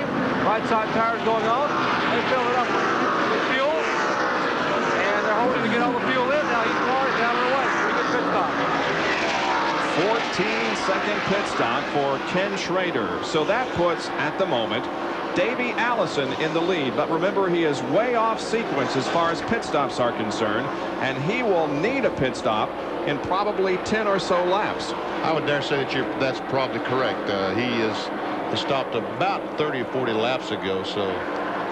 Well, he stopped on lap 49, and we're at 80 now, so you're right, Ben. It was 31 laps ago, so he will have another pit stop coming up, perhaps in 15 laps. And their second and third, Bill Elliott and the number 15 car of Morgan Shepherd. And the reason that they're in front, ahead of Jeff Bodine, is they changed 2 tires. Getting closer to the halfway point. Call now to enter the ESPN Pick the Winning Chevy Sweepstakes. Call 1-900-933-9300 before the halfway lap. If your entry is selected and you have given the correct Chevy winner, you can win a new Chevy Lumina Z34. Stay tuned to see which car is the first Chevy to finish. And we are now 19 laps away from the halfway point. We've completed 81 circuits. 100 the halfway mark of the Champion Spark Plug 400. This is inside the Igloo, inside Morgan Shepherd's car, or Igloo in car. I can't say those words. Help me, Bob. Come on. Davey Allison continues to hang on the lead, but will be pitting before too much longer. Second and third right here, Bill Elliott and Morgan Shepherd. Take another break and be back with more of our live coverage in just a moment. Stop number 19 on the Winston Cup Trail for 1991. Davey Allison, our leader. And here is the battle for second position. Bill Elliott, car 9, and Morgan Shepherd in 15. Shepherd moves inside. They head for turn number 3. That's Sterling Marlin there on the low side also. And Shepherd backs off. Elliott hangs on to second. Boy, Bill Elliott used Sterling Marlin to his advantage that time. He kept low on the racetrack, pulled right up, and made Morgan run in there and back off. Helmet cam. That helmet, the camera is mounted on Morgan Shepherd's helmet as he goes down the front straightaway. This is going in turn 1. He ought to get swimmy headed, bouncing around like that. Look at him work on that steering wheel, back and forth. Because he only got one glove on. He's got a glove on the left and not on the right. I don't understand that. This is down the back straightaway. We can see that there's no real turning effort there. He's going in turn 3. Ricky Rudd is in. This is an unscheduled pit stop, right, Jerry? Indeed it is. Ricky just called a minute ago, and the crew jumped up on the wall, and they will change all 4 tires. Now, I have not heard anything on the radio. I would have to guess that they probably have a vibration, and they can't afford to take a chance. They saw what happened to Earnhardt, and remember, Ricky Rudd is currently second in the point standing, so they will change all 4 tires. The Tide crew getting left side tires home, including the windshield. It will be a costly pit stop under green. 22.6 seconds on the pit stop by Ricky Rudd. Richard Childers has to be rubbing his hands with glee down there because this is going to put Rudd out of sequence in a lap down. You got to take advantage of situations when they come your way, and Rudd had a situation earlier when Dale Earnhardt had his problem. So Davey Allison continues to lead here at the moment. In the race here 8 weeks ago, he dominated the event, leading 107 out of 200 laps. Davey, do you think you can win 2 in a row here at Michigan International? We brought the same car back, the same engine, it's the same racetrack. It's a little bit later in the year, and maybe we can just sort everything out and be ready for this weekend as good as we were for the last time here. But you know as well as I do that there's a lot of tough competition here, and we had the whole package right the last time, and everybody else had one area or the other, either a horsepower or the handling. And this time there's probably going to be somebody else that has the whole package right. Well, it appears as if this team has the package right again, but remember, he did have a problem and made an unscheduled pit stop, got off sequence, and now it's just going to come down to what happens the rest of the way. We talked about Kenny Strader and what great fuel mileage that he got while he was out there, and he ran 10 laps longer than Mark Martin. 10 laps, 20 miles longer than Mark Martin before he made his pit stop, but yet he's going very slow in those last 10 laps, slower than the fellows that's been in and gotten tires. So Davey Allison, it may be an advantage. It may work out that he was able to stop early, had to stop early, but it may end up being an advantage before the day is over. Well, he'll be coming into the pits perhaps in the next 5 or so laps, Benny. According to our calculations here, we'll see when he does come in. When Ricky Rudd made his pit stop a little bit ago, he was running in about 15th position. Of course, he has gone a lap down now and is back in 23rd position. I'm impressed with the way Davey is able. Oh, here, Davis' crew is getting ready, but he's out there with tires with 15, 20 laps more than the other competitors, and yet he's still staying ahead of them. So his package, as he called it a moment ago, looks pretty good. 15 cars are on the lead lap as we approach the halfway point. This will complete lap number 91 for Davey. And he's coming in. Yep. That's going to give the lead now to Bill Elliott. And we'll go to John Kernan as Allison rolls toward his pit. Well, as we've been documented, Davey got off schedule by pitting and changing 4 tires earlier. Had a tire equalized. We found out it was the right rear tire that equalized. This will be just a 2-tire change as they put 2 on the right side. They take a look at the left side tires. Ryan Pemberton, the tire specialist. The gas is in. 12.3 seconds, a lightning fast stop for Davey. And that'll leave him in the lead lap, John. Yep. But they did not get the car full of fuel. The gas man was chasing the car as it left, and they decided not to get it full of fuel. Elliott just coming out of turn number 4 as Allison pulls back on the racetrack in turn number 1. Here comes first and second, Elliott and Shepard. But Davey will stay on the lead lap, and now we will get a better indication of exactly how good that package is. He has stayed on the lead lap, but is going to be at least a half a lap behind those running up front.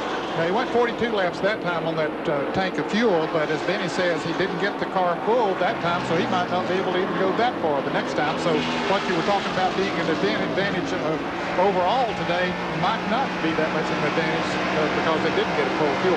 Riding with Morgan Shepherd, the Igloo in-car camera. A little bit of oil seen also in that windshield as he's following the leader, Bill Elliott. Yeah, we can see where they cleaned the windshield on the pit stop. The left side much clearer than the right side.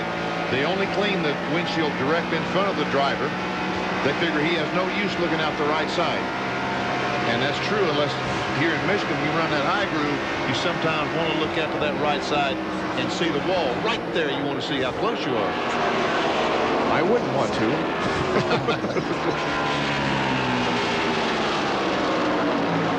There's the helmet cam once again as we see Morgan fight the car through the third and fourth turns. Remember, he's on 18 degrees of banking here. Look at him, saw that wheel. Man, he is really, you're making the car, you got to make it go left. You jerk it, it's got to go left. And as soon as you jerk it to make it go left, it may want to get loose and you got to go back to right and keep catching it. You don't think race drivers are athletes? Put your arms up and do that for 200 laps.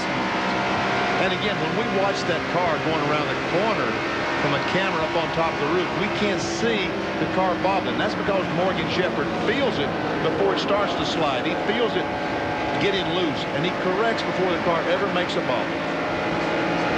And that's what experience, that's why we talk about the experience being such a factor. That's what you learn after 5 or 6 years driving these things. See how smooth it looks, Bob? Yep, he's running a much lower line than Elliott is, but it appears from this vantage point as a very smooth surface. It looks like, looking at it that way, it looks like even you could do it. I wouldn't go so far as to say that. I guarantee you one thing, I'm not going to try. Elliott leads. Morgan Shepherd is second. Ernie Irvan is third. Mark Martin fourth. And the number 11 car of Jeff Bodine is fifth here at Michigan.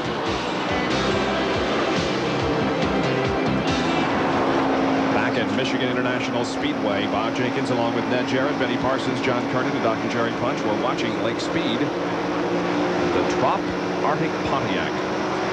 22nd position, only 3 laps away from the halfway point.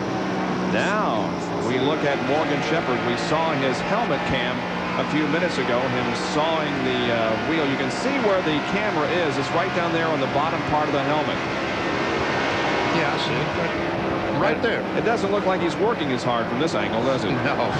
But watch this when he goes into the turn. He's on the backstretch right now.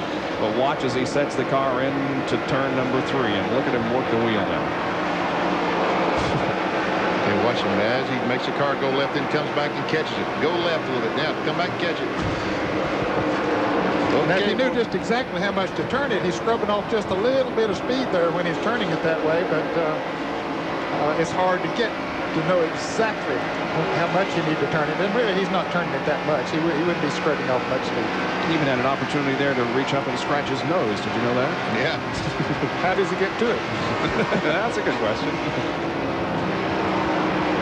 One more lap and we'll reach the halfway point of this race. What he's doing is pushing these goggles back up. Yeah, the perspiration on his nose and forehead makes him slip down, and so he pushes them back up. There we see Morgan Shepherd going through the bottom of the racetrack up in 3 and 4.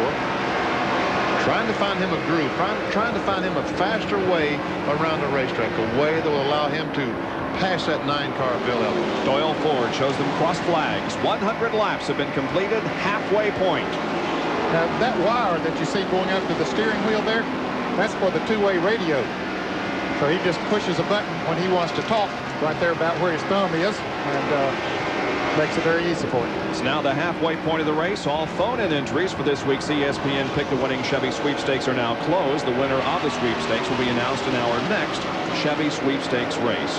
You can call 1-900-933-9300 in 10 minutes to enter the next contest. And our congratulations to a gentleman named Charles Allison from Las Vegas, Nevada, who was the winner of our ESPN Pick the Winning Chevy Sweepstakes last weekend at Watkins Glen. Congratulations. Charles Allison wins his choice of any Chevy Lumina. There's Buddy Baker in the 20, the red 20 car on the inside of Bill Elliott. Now he's about to go a lap down, Benny. He is in the 15th position, so that will leave 14 cars in the lead lap. Now the next driver that would be going a lap down, Allison. well, yeah, Davey Allison is 14th, and I doubt if they'll be coming up to put a lap on him. Here's Rusty Wallace, Ken Schrader, and Alan Kulwicki. That is 8, 9, and 10. 8th, 9th, and 10th position. Rusty Wallace, of course, there on the left in the Miller Genuine Draft Pontiac. A team owned by Roger Penske, who owns this racetrack and is here this weekend. And now Schrader gets that Chevy up high on the racetrack, and Alan Kulwicki sneaks underneath. And here comes Schrader trying to get back on the inside. No, he decides he'll follow Kulwicki and see if they can hook up together and run a little bit faster. Kulwicki moves to 9th, Schrader back to 10th position. The leader of the race is Bill Elliott, who is looking for his 8th victory here at Michigan International. He is the leader among active drivers in wins here at this 2-mile super speedway. 104 of 200 laps completed here at Michigan. It's Bill Elliott, Morgan Shepherd, Mark Martin, Ernie Irvan, and Jeff Bodine, the top 5 in the champion Spark Plug 400. Our live Speed World coverage of this race is being brought to you by Pontiac and your local Pontiac dealer. We build excitement. And by Budweiser, the king of beers, with that clean, crisp, cold taste. Nothing beats a Bud. Ken Schrader had an encounter with the outside retaining wall, a minor one a lap or so ago, and he's headed for the pits. Jerry Punch is there. Well, it may have been minor from where we sit, but from where Kenny Schrader was sitting, it was a major one because he had the right rear tire rubbing. They will come in now and change all 4 tires. They were concerned maybe about a tire going down. The car slipped up and tagged the wall, and now they have changed the right side tires. We'll change left side tires, and Schrader will lose 1 lap here in the pits. A lot of valuable time on the racetrack. Tough break for the Kodiak Chevrolet driver. He's down and away. Well, that sure took care of his fuel advantage, didn't it? Yep, sure did. That's too bad. But he should be able to make it on 1 more pit stop now. Kenny was running in 10th place when his encounter with the wall occurred. I guess you're right, Ned. Everybody else has to stop twice. Now he can only stop once, so if he hasn't damaged the car with his bang up in the wall, he still has a shot. Yeah, I think we're going to see pit stops coming up here before too long from, well, no, I guess they got it a little while ago before those that made pit stops during a regular 90 to 100 mile span. Mark Martin, the fellow that's running 3rd, I know stopped at lap 70, so we're at 107 now, 37 laps he's completed on this tank of fuel, so it won't be too long. No, now, 10 laps. Our Big A Auto Parts on track interval this time compares the lap times on lap 93 through 97 to Bill Elliott, the leader, and Davey Allison, who is the last car on the lead lap, but has newer tires. And you can see in comparing the 2 lap times how Allison is much faster with those newer tires. Newer tires. Well, Davey Allison's car might be even a little bit better than Bill Elliott's today. It's hard to tell. He has taken the lead when they're on equal tires, but right now we know that he has fresher tires, and it's reflected to the speed. 4/10 faster, then 5/10, a half a second faster, then another half a second faster. So, and that is directly because of the tires. If this car would be better than Bill Elliott's car now on equal tires, it would only be 0.05 or 1/10 of a second better. Now the battle for 8th position involves the number 2 car, Rusty Wallace, and the 7 of Alan Kulwicki. While we watched that battle, Ken Schrader came back into the pits for another stop. He is back out on the racetrack now, but he did come back into the pits. There's Harry Gant in the car number 33. He is currently being shown in the 7th position. So you got 3 cars, 6th, 7th, 7th, 8th, and 9th. And that's Dave Marcus there in number 71, who is not on the lead lap. Bill Elliott has the lead at the moment, but it appears as if Morgan Shepherd at number 15 begins to close in a little on the Coors Light Ford. We're going to do a field snapshot here, so get ready and look for your favorite driver as he comes through the shot, and we'll start the clock in the upper right, and you can tell how many seconds he is behind the leader. We'll start the clock as Bill hits the line.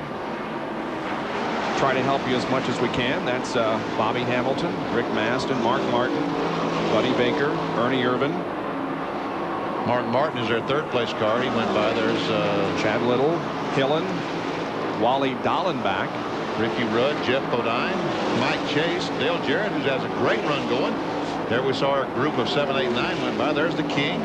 There's Darrell and Michael Waltrip and Hut Strickland right behind them. They are currently being shown in the 10th, 11th, and 12th positions. There's Davey Allison, Ricky Rudd. I called someone else Rudd a little bit ago. I'm sorry, folks. That was Derek Cope, I think. And here come the leaders. That's H.B. Bailey passing through. And there is Elliott, and it's 43 seconds, a 43-second lap. And that translates, Benny, to 167.4. Quick calculations there, Bob. That's good. Thank you very much. Actually better. Looked like he did. Oh. I saw that. Don't give me credit for anything. Morgan is slowly moving in on Elliott. We talked about an advantage a little bit ago. These two cars are, it looks like they are even. Morgan Shepherd has closed up on the back of Bill Elliott, but again, he was only 5 car lengths behind. Now he's 3 car lengths behind. Average speed of the race up to 149.5 because of only one caution flag. What's that in-car camera one again, once again, Bob? The Igloo. Thank you. Watch my lips. Igloo.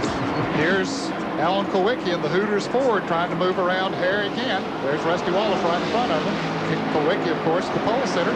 Eligible for $98,800. If he does not win the race and that total goes up another $7,600, it goes up to $106,400 at Bristol next Saturday night, and that's where Rusty won the last Unocal bonus money. Hey, that's right. The Unocal Corporation puts up $7,600 each and every race. If it's not won, as Bob said, it carries over, and it gets up to a bunch of races right now. That is not A.J. Foyt there on the bottom of the racetrack. That is Mike Chase, who A.J. has hired to take the Copenhagen Oldsmobile on the Winston Cup circuit. Mike, of course, from the West Coast, and to say the least, is elated at getting the opportunity to drive for A.J. Foyt. Ben, you mentioned a little while ago that Jimmy Spencer maybe had lost a cylinder on his Banquet Chevrolet. Apparently, it just gave up on it. He took it to the garage a few laps ago. Kulwicki just hasn't been able to get around Harry Gant. We saw him up beside of him there a little while ago, but just simply has not been able to make the pass. By the way, Mike Chase running 25th in the scoring. And Bill Elliott, the blue Ford, is the leader. The red Ford is Morgan Shepherd, running first and second. There's another Ford, Mark Martin, the Folgers Ford. That currently, look at Morgan. He looks on the inside of Bill. Mark Martin is running third in car 6. We'll see how far he is behind. Not too far. Not far at all. Nope. And he changed 4 tires. Remember, he had a great pit stop, 20-second pit stop, and these other fellows had 13-second pit stops. And that's 7-second difference, but now he's only a couple of seconds behind. But he's going to have a pit stop coming up pretty shortly, fellas. Right now, as a matter of fact, it's right now. Nice call, Ned. Jerry Punch awaits the arrival of Mark Martin, third-place competitor. And last time he pitted, guys, they changed all 4 tires, and they will duplicate that again now. They plan on making a 4-tire change as the Folgers Ford comes down pit road. And once again, folks, he is limited to 50 miles per hour. Looks like he's barely moving as he now comes on the pit road. He will keep the car away from pit wall. And Robin Pemberton takes the lug right to the right front. The jack beneath the car. Right side tires going on. Meanwhile, they have already taken the left side lug nuts off. Bill Elliott in turn 3 makes his way to turn 4 now as Dale Earnhardt makes his pit stop. They're working down the left side tires of the Folgers Ford, and Morgan Shepherd will be making his scheduled pit stop as Mark Martin leads. Let's go up to John Turner, where Morgan Shepherd will be pitting momentarily. John? Well, the Donnie Wingo-led Morgan Shepherd crew is awaiting the arrival of Morgan. He brings it in. He's going to bring it in close to the pit wall. We're anticipating a 4-tire change. Lug nuts are coming off on the left side. Right side's going on. Morgan has been running really super all weekend long. They need another good pit stop, and it looks like one's in progress. Rights are on. Lug nuts are tight. No chassis adjustment just yet. Looks like the tank of gas is full. Left sides are going on now. They're going with 4 sticker tires, and Morgan is away. 21.5 seconds. Here comes Elliott down through the tri-oval as Morgan Shepherd keeps that car under 50 miles an hour on the exit of pit road. There is Elliott as he sweeps by. So he puts Morgan a lap down. Of course, Elliott will have a pit stop coming up very shortly. That'll move Ernie Irvan into second place. Dale Jarrett has passed Jeff Bodine, has moved into third. Bodine is fourth, and Rusty Wallace has moved up to fifth. And here is the number 2 car of Rusty Wallace and Jeff Bodine. Now, Wallace is going to be coming in very shortly. Bill Elliott's crew also readies for a pit stop by him. Here comes Bill off the turn 4 banking. Keeping it under 50 miles an hour. John, he's headed toward you. I tell you what, Bob, it's just an agonizingly slow pace to watch him come in. But, of course, safety on pit road is what NASCAR wants, and they are getting it. Now, Bill had just a few laps ago radioed in, said he only wanted right side tires. But Ernie Elliott and the crew decided to go for a 4-tire change. Morgan Shepherd's strategy of going with 4 new tires may have dictated that they, too, take on 4 tires. Right side's already on. No chassis adjustment. They are using scuff tires, whereas Morgan took on sticker tires. Left side's going on, and now Bill is down, and he is headed down pit road. That pit stop, 4 tires at 22.5 seconds. Now the 4-car of Ernie Irvan, who had taken over the lead, comes in the Kodak Film Chevrolet. That'll put Dale Jarrett in the lead if Jarrett stays out there, and it looks like he will stay another lap. But Rusty Wallace is going to come in the pits. There's Ernie Irvan, the Kodak Film Chevrolet, our winner last week at Watkins Glen, making his way down pit road once again, 50 miles per hour. And Rusty Wallace is right behind him as he brings the Miller Genuine Draft Pontiac down the long pit road here at Michigan. He is pitted down further toward turn 1 than Ernie Irvan. Ernie's crew completing the work on the right side of the car. They now go to the left as Rusty Wallace arrives at his pit stall, and the crew goes to work on the right side of that car. And Harry Gant apparently has run out of gas on the backstretch. He slowed dramatically as Ernie Irvan goes out. Rick Mask pulling the Skoal Classic Oldsmobile out, and so does Rusty Wallace in the Miller Pontiac. There's Gant. He's coming at a pretty good speed, but he slowed down much too soon to come into the pits when he would normally come in. Dale Jarrett now is coming in. He had taken over the lead in the sit-go forward. Alan Kulwicki comes in, so does Jeff Bodine and Darrell Waltrip. Still a lot of activity on pit road as pit stops are being staggered here somewhat. Interesting situation. The Wood brothers are opting to go with left side tires on the sit-go forward. They changed right side on the last pit stop. Harry Gant, as he was coming down pit road, was wiggling the car back and forth, back and forth. I think he was trying to show the crew that he had a flat tire, is what it looked like, and let the crew figure out which tire that was flat. Harry finally arrives at his pit stall. Dale Jarrett on the left goes out of the pits. Jeff Bodine is still pitted. Darrell Waltrip is still pitted. Here comes Alan Kulwicki out. Now Waltrip's car is down off the jacks, and so is Jeff Bodine's. Those two pull out while Harry Gant remains on pit road. Michael Waltrip coming in the Pensol Pontiac, and so is Hud Strickland. Michael Waltrip had taken over the lead. But now here he comes in. Yep, and Hud Strickland coming in right behind him. That Pennzoil crew swarming all over them. 4-tire change. Hud Strickland pitted just up pit road from the Michael Waltrip car as Davey Allison assumes the lead once again, off sequence from the others. Stay with us. We'll be back for more live coverage from Michigan. Now, we've had problems on the number 11 car of Jeff Bodine. It's in the pits again. Jerry, what's the problem? Well, apparently the car developed a miss. They thought it may be an ignition problem. They're trying to roll the car. They had the hood up. Beecher Hetland, who's the engine builder, is walking along the right front of the car with the hood up, and they are pushing the car down pit road, trying to get the car refired. And apparently now the car will not refire. They will push the hood down, and they're going to go work on some of the wiring again. A tough break for Jeff Bodine, who led both in June and today, and apparently will not go to victory lane. Bodine with a very strong car here at Michigan today. Ran up in the top 5 for most of the time, but problems have arisen on the Budweiser Ford. And on the racetrack, Davey Allison in car number 28 trying to put the number 17 car of Darrell Waltrip and the 25 of Ken Schrader down a lap. That's Chad Little on the inside. Chad is already a lap down because he made some contact with the outside retaining wall earlier in the day. Davey Allison's pit stop may be coming a little bit earlier than we thought. Watch for Davey to possibly come in this lap or the next one. Well, Benny said they didn't get it full of fuel. Yep. The last time they stopped, they made an awfully quick 2-tire change. So now he comes back into the pits, and John Kernan will be there. Benny was exactly right. They only got just a little bit over 20 gallons. Now, they could have gone about 5 more laps, but they're going to need another stop anyway. They're within that window, so they decided to go ahead and bring him on in. And unlike some of the teams we've seen, they're going to go with a 4-tire change. We told you the Wood brothers went with 2 tires. Davey and Robert Yates and the crew got talked on the radio, and they have decided to go with 4. Now, lug nut on the right front tire came off, and they had to put it back on by hand, but that's not slowing them down too much. Lefts are on. It's full this time, and Davey is going down pit road. Allison picking up speed in the Haviland Ford, keeping it under 50 miles an hour. And now the lead goes back to Bill Elliott. Mark Martin shown in second position, and Morgan Shepherd now is in third, but Elliott has a rather comfortable lead at the moment. Here comes Mark Martin, followed closely by Shepherd. Jerry, more on that Jeff Bodine situation.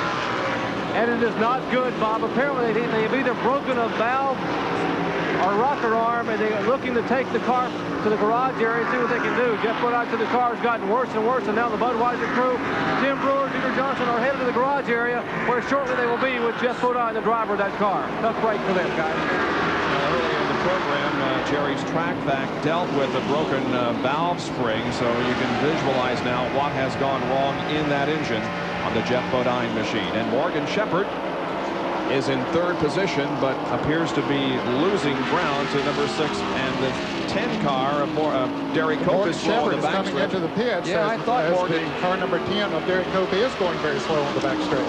I thought Morgan Shepherd was going to turn into the pits. He was going so slow. But meanwhile, he does continue on and comes right down to his pits. It kicks the car in neutral. And the crew is going under the hood. Oh, so man. We're seeing some Fords who were so fast in qualifying having some problems here. And Morgan reporting that it feels like a plug wire has come off. But John, any further information? Well, Bob, all I can tell you is that the car sounds very, very sick. They have shut it off down here. Morgan's sitting behind the wheel. Bud Moore and the crew have come over. They're going to put another spark plug in. They think that might be a problem on the left side.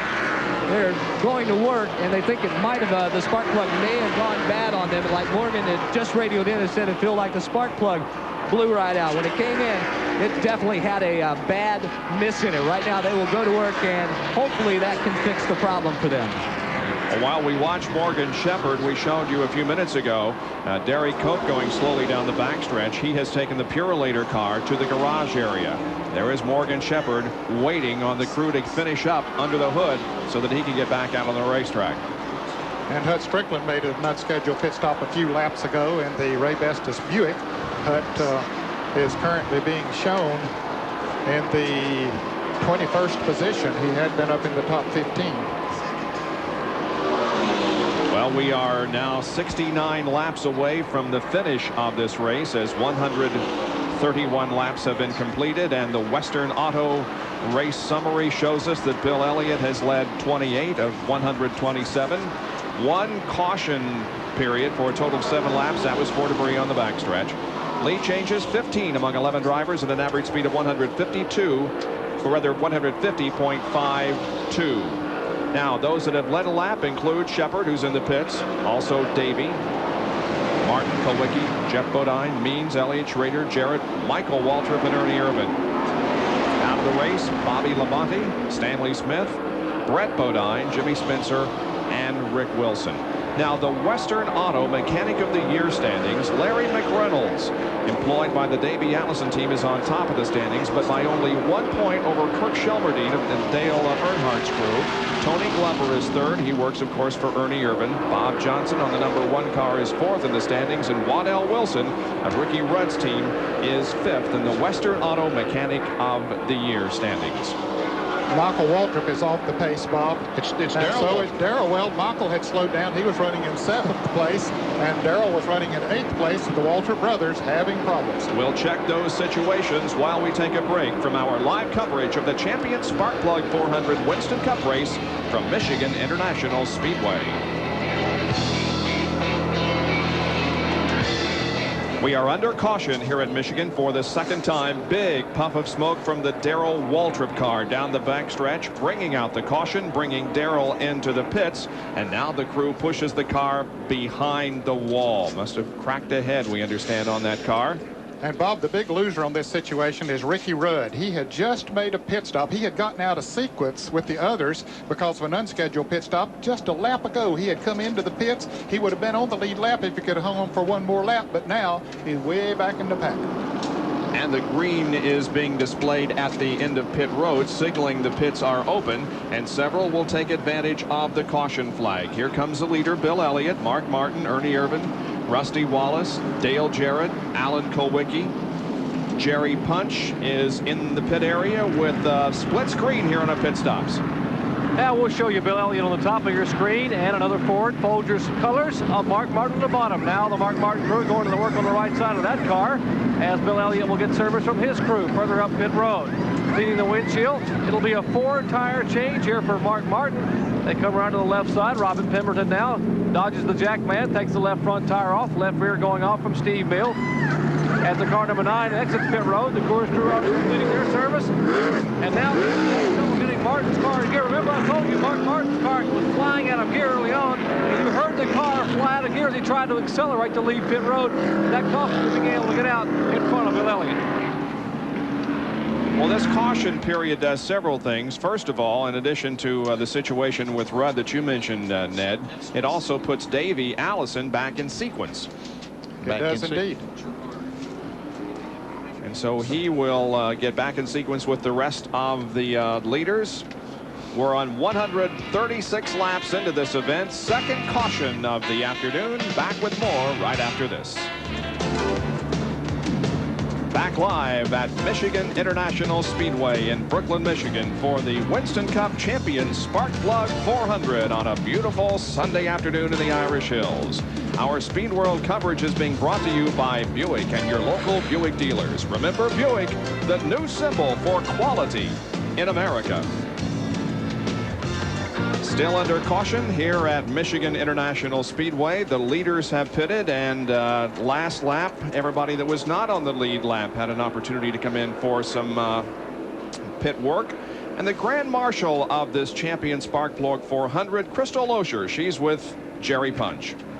Thank you, Bob. This pretty young lady not only is the Grand Marshal today, courtesy of Champion Sparkplugs, along with her husband, Mike, but she is a wife, mother, and businesswoman, and also she's a NASCAR Winston All-Pro Division driver. But, Crystal, most importantly, you have a very special message for a lot of the kids who around the country. Yeah, Jerry, I was noticing on the back straightaway the big bear cub from NASCAR. Well, our message is we really want the kids to look up to the drivers that are here today and all the workers in the pits, that they need to concentrate on winning at life, and that means staying straight, staying in school, and just doing a good job. Now, Crystal speaks at high schools and elementary schools all around the country, trying to improve and trying to impress upon the kids the Say No to Drugs campaign and the new program that she's involved with called Kids Who Care. Right. It's a new program. You know, the children have been hearing Say No to Drugs for so long that it doesn't really mean anything to them anymore. So we're turning that around. We're going to look at it a little bit more positively, and we're going to put it together a program that says say yes to winning. And it doesn't mean just on the racetrack. It means winning at life. And if we start with the children when they're small, you know, realistically, those are our race car drivers of tomorrow, our pit crew, our business people, and we've got a secret weapon out here, and it's those race cars. You go to a school and talk about a Say No to Drugs program, you better bring your race car, and you've got their undivided attention. And she's a driver and runs a driving school down in New Smyrna Beach, Florida in her spare time. Crystal Loescher, our Grand Marshal. Bob? Nice message to all the children of the United States and to all others for that matter. We'll resume our live coverage here at Michigan in just a moment.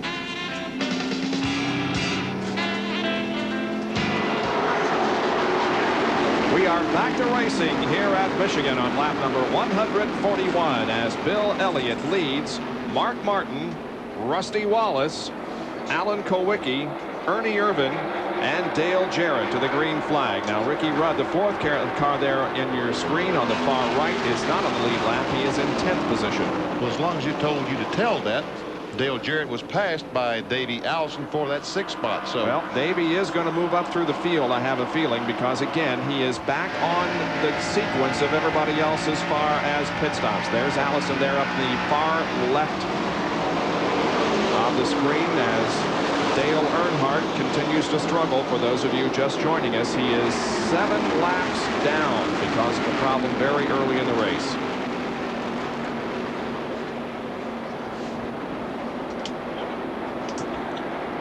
that's Davey on the black 28 on the inside of the Dick Trickle automobile, trying to get by Trickle. That's Dale Jarrett. He is in the lead lap, the Citgo Ford, and here comes Earnhardt.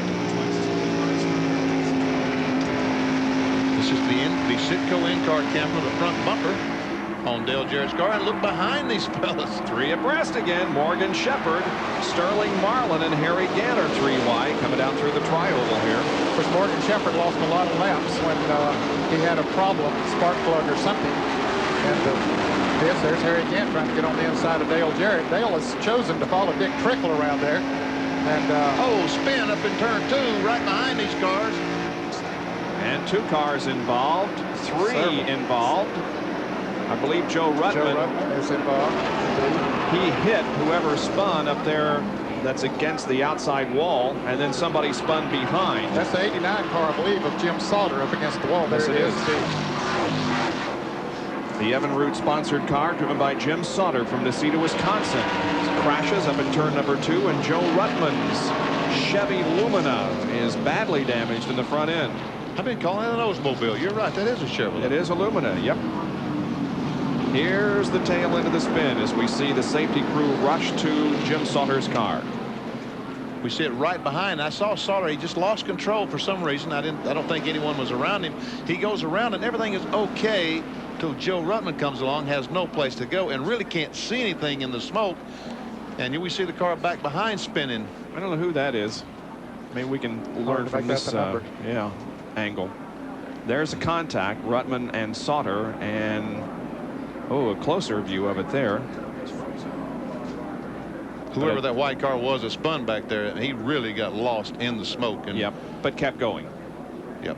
We see who it is?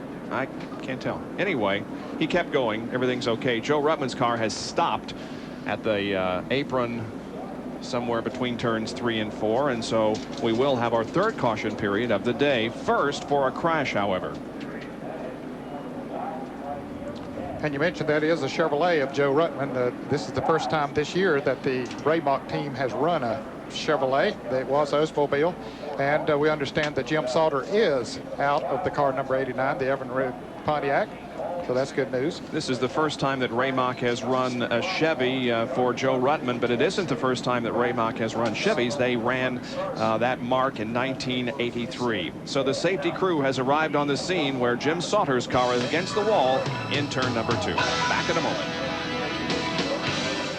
3rd caution of the day, first because of an accident. Involved are Jim Sauter and Joe Ruttman. Both cars are damaged, but Sauter is out of the car okay, and Joe Ruttman is also okay.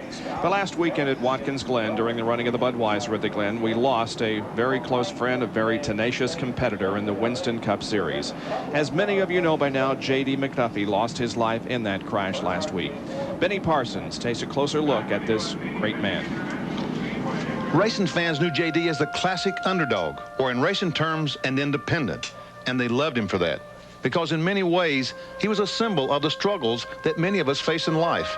For J.D., his joy came in working on a race car that he was proud of, and then driving it to its limit. He operated on a budget less than a tenth the size of others, but he kept plugging away. And someone asked why did he keep racing?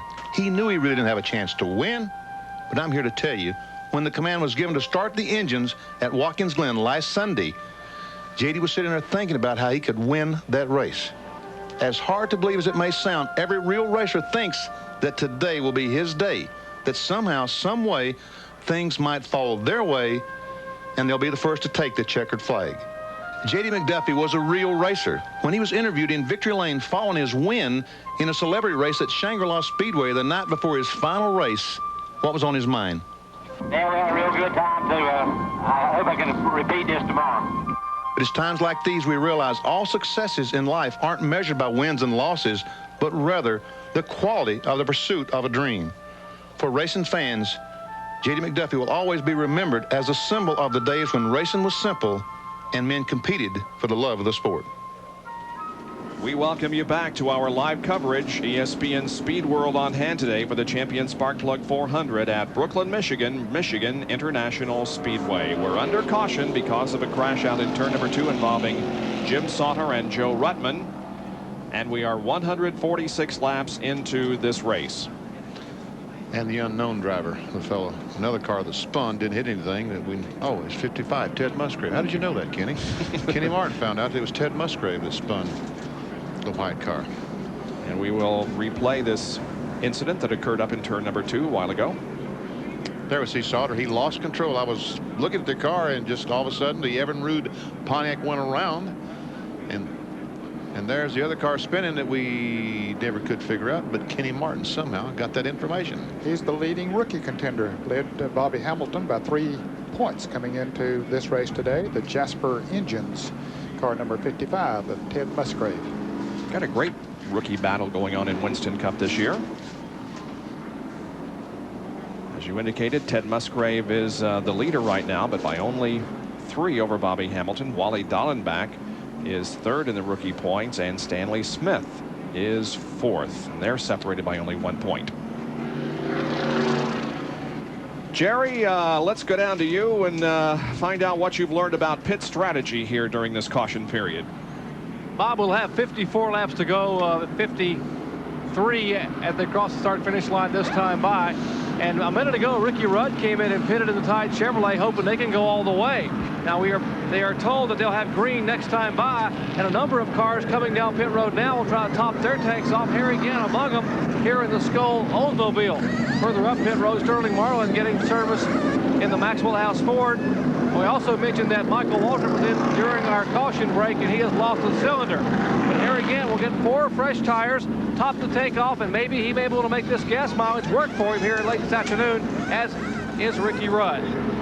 Gentlemen, what do you think, guys? Is this going to work? Sure, they can run the. Yep. But what's the matter with Harry Gant? They're all through. Oh, they're cleaning off the windshield. Yep, and they see Andy just packing every ounce of gasoline they can get in it. And, you know, he won at Talladega earlier this year in the Winston 500 by getting better gas mileage than anyone else. So it wouldn't surprise me to see Gant go all the way. Now, Dale Jarrett made a pit stop a couple of laps ago under caution, changed 4 tires. And I wouldn't be surprised if he doesn't come back in and top the fuel off. They perhaps think they might be able to go all the way, too. It's going to be interesting. There are 9 cars on the lead lap as we get set to go back to green. They will not get the green this time around, but they could get the signal this time around for 1 more lap to go. So we'll take another break while we're under caution. Come back with the racing action for you at Michigan International Speedway.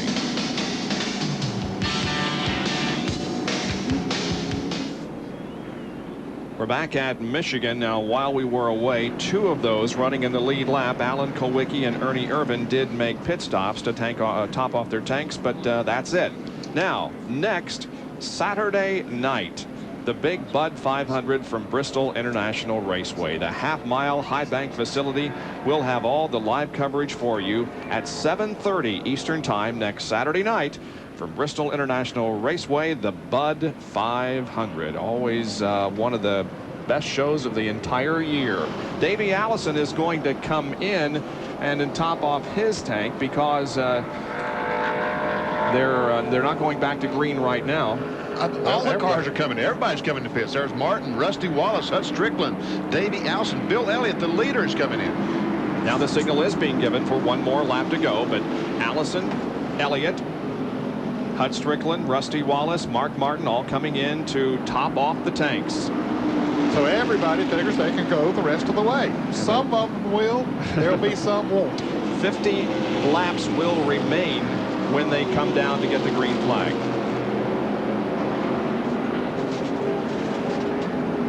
Ernie Irvan coming in, Ricky Rudd, Allison, Wallace, and Mark Martin all coming out at the same time. Being careful to stay below that yellow line there in turn number 1. Yep. I believe this has put Michael Waltrip into the lead. Even though he is running on 7 cylinders, he's still in the lead lap. Well, that'll be exciting on the green flag. He and 7 cylinders in the front. Yeah, we had gotten word just before the caution period that Michael had lost a cylinder, so he is not going to get up to speed nearly as fast as everybody else when they come down here to get the green. Now, a little bird flew by and said that Mark Martin don't feel that he can make it. He can only go about 48 laps. And when they come back to get the green, they're going to have 50 laps to go. Like you say, some will be able to make it, some won't. That is the story that we will play out here in the last quarter of this race. Michael Waltrip is up front. There's Mark Martin, who we was talking about, that one of the better cars has been running up front all day, but Ned says he heard that someone heard on the radio that he might not be able to make it. This is Morgan Shepherd. He's also had some problems. Pace car pulls off the 4th turn, and here comes the green flag. It's waving. We're back to racing, and you can see the poor start that Michael Waltrip is getting. Of course, Harry Gant just drives right on around him. Now, does Harry want to get out there and run hard? And, of course, he wants to lead a lap. For one thing, I don't think he has led. He might have during some of those pit stops. I don't know. But anyway, does he want to get out there and run hard and use up that gas? Of course, drafting is effective here, Benny, but it's not as much of a gas saver as it is at Daytona and Talladega. No, it certainly isn't. Morgan Shepherd is not on the lead lap. He's several laps down. He's trying to get one of those laps back. Has a very good race car, as we can see as he goes by our leader, Harry Gant. Now, Gant has run 51 laps already one time today, so he's one of those that I think can make it. Dale Jarrett has run 50, so he should be able to make it. Kenny Schrader ran 56, but right now he's not in contention for the win. There comes Dave Allison. He's in the middle of the pack, but working his way up. And behind him, the 3 car of Dale Earnhardt and the 5 car of Ricky Rudd. These guys first and second in the Winston Cup points, but neither of them having a particularly good day, as Ricky is 1 lap down and Dale is 7 laps down.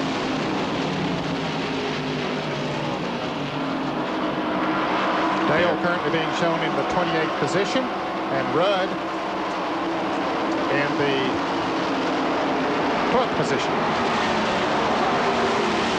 There goes Davey Allison trying to get by the Rusty Wallace car. Kenny Schrader direct in front. That's Dick Trickle in the gray 24. Davey staying right on the bottom of the racetrack. Car seems to be getting a good grip. The Schrader's on the inside. Now Davey will look to the inside and pass by Dick Trickle.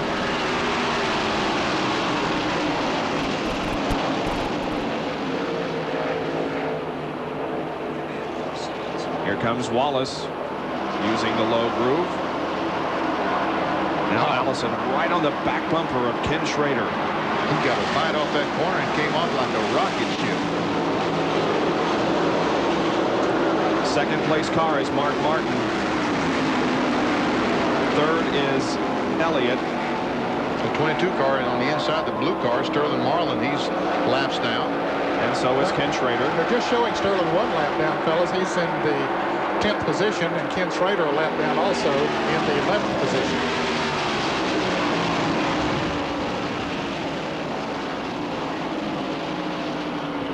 Look at Davey's car work on the bottom of the track. Here he comes trying to get by Schrader.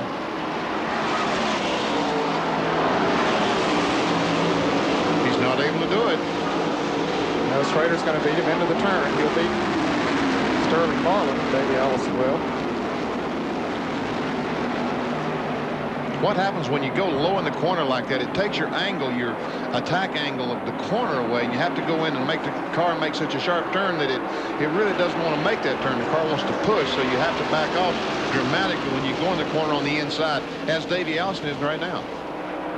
You need to go in real wide up against the outside retaining wall and come across the racetrack. Davey's not able to do that with other cars out there. Here again, Scope Bannon is our leader currently. In Way back. Mark Martin running second, Bill Elliott third, and now Davey Allison has got My Schrader and is in fourth spot. There's the interval between Allison and the leader. Those out of the race include Stanley Smith and Bobby Labonte, Brett Bodine, Jimmy Spencer, and Rick Wilson. Jeff Bodine went by the wayside, so did Derek Cope and Darrell Waltrip. Sauter and Ruttman involved in a crash. And Bobby Hillen has gone behind the wall in number 42. 11 cars have dropped out. Here's a race for third. Davey Allison pulls alongside Bill Elliott. He's a little bit ahead, but now Elliott has that angle I was talking about of entry into the corner.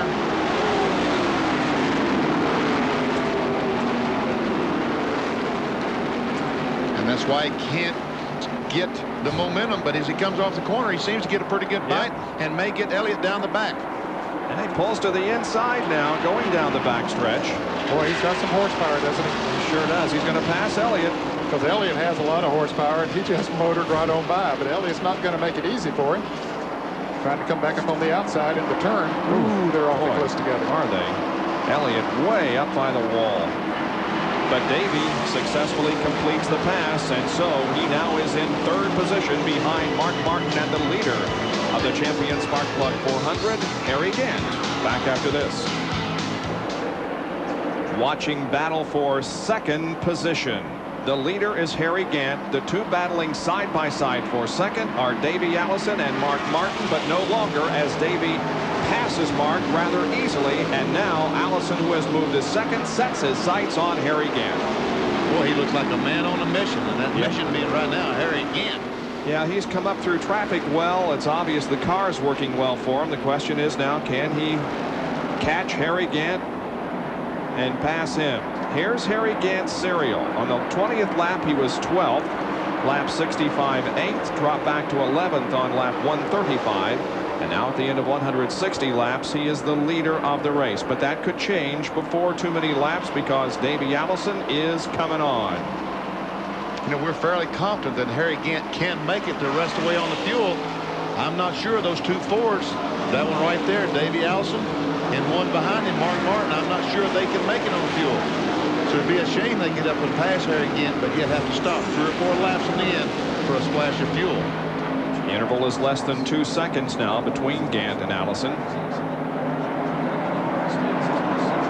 Davey led more than half the laps of the race 8 weeks ago here at Michigan in claiming a victory.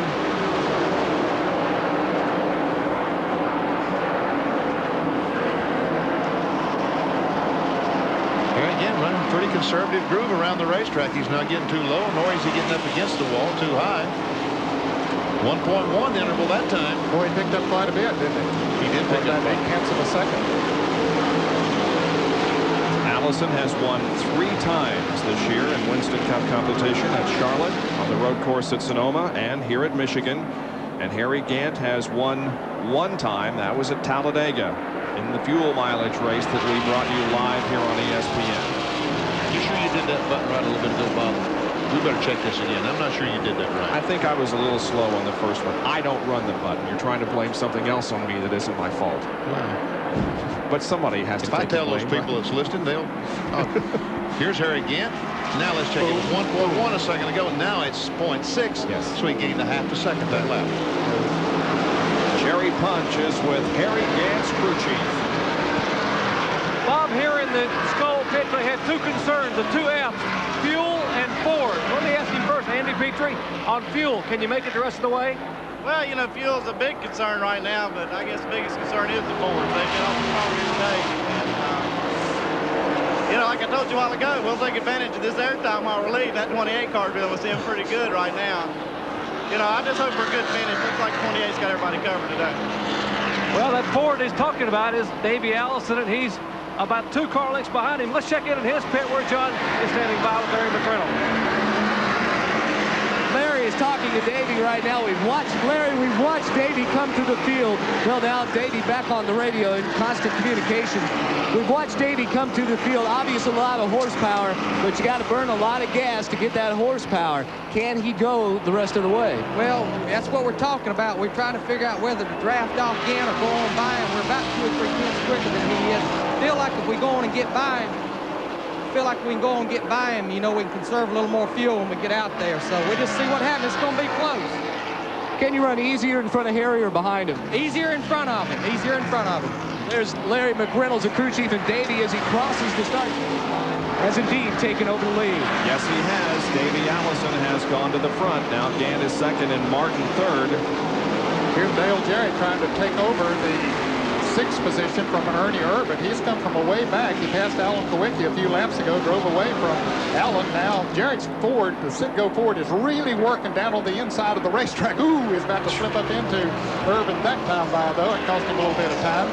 But he's really been able to go low in the track, and that is the way that he's moving towards the front. Dale had a big announcement this week, didn't he, man? Yep, they made it official about the Joe Gibbs team for next year. Interstate Batteries will be the sponsor on their Chevrolets that they'll run, number 18. NFL Properties will be an associate sponsor. Juice Bowl will be an associate sponsor, and Marriott Hotel. So they have a complete package. Well, that is great news. And right now he's looking very, very good as he tries desperately to get by. And that's the thing that's killing Dale right now, is just the line he has to take the entry into the corner. It's just not wide enough to be able to get back on the gas or get in the corner well enough to pass Ernie.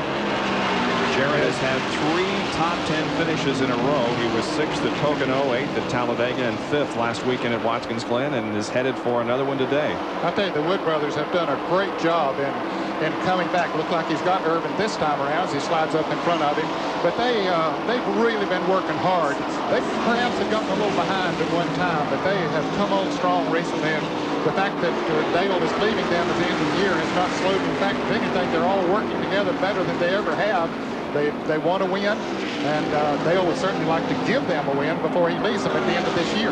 More on this from John Kernan. Well, Ned, you're talking about how they continue to work and how Dale, even though he's leaving the team, is continuing to work. Yesterday afternoon during the ARCA race and the rain delay, I was standing over talking to Eddie Wood. Well, Dale comes running over, and he wants to talk about using a different type of sway bar. He was taking a nap in the trailer, resting, and all of a sudden he got an idea. It woke him up. He came to check with Eddie, and they did change sway bars in that last practice session to try it out. So that just goes to show you how dedicated Dale is to the team, and he really would like to take them to victory lane before he leaves. And one of the big questions about 1992 becomes, since Dale is leaving the Wood brothers, who will take over that car, and that remains a mystery at the moment, but some kind of an announcement may be made in the next few weeks. And these fellas are, as they race side by side, looks like they might even be catching Bill Elliott, who is directly in front of them. Elliott is currently running in 4th spot. There he is on the outside of Schrader, and Elliott's car just not going like it has been. You're watching the 4th, 5th, 6th, and 7th place cars. Elliott's 4th. Wallace is 5th. Now Jarrett might have 5th as he barely gets a nose out in front of him. The only car not on the lead lap in this group is Ken Schrader there, number 25. Davey Allison continues to lead in second. You're right, he does. You're right, Bob. I'm sorry. That's 2nd place car, Harry Gant. Thank you. Allison leads. Gant is 2nd. Mark Martin is 3rd. And now, Big A Auto Parts on track interval. This is essentially how Davey Allison caught Harry Gant from laps 157 through 161. You notice that Allison, for the most part, had the faster laps, and that allowed him to close the interval from 2.2 seconds on lap 157 down to 1.1 on lap 161, and then Davey completed the pass and took the lead from Gant. We can see that Harry Gant is more consistent, but Allison much faster. Now, if Davey Allison were to win this race, it would give him a sweep. That is, winning both races in the same year at Michigan. And that would be the 7th time that that has occurred. It occurred in 71 with Bobby Allison, David Pearson in 72 and 76, Cale Yarborough in 73, and Elliott in 85 and 86. That battle continues to rage there with Rusty Wallace and Bill Elliott and Ernie Irvan and Dale Jarrett. Well, Elliott has, been passed by Rusty Wallace. Now he's trying to pass back. That's the 4th position they're all battling for. Elliott gets a half a car length on Rusty at the line, but as they go into one, Rusty grabs the spot back. And smoking that right rear tire on that Miller Genuine Draft Pontiac as he goes through the 1st and 2nd corner. Kenny Schrader has sort of backed out of that. He knows those fellows are all battling for position. He's a lap down, so he's going to let them go at it.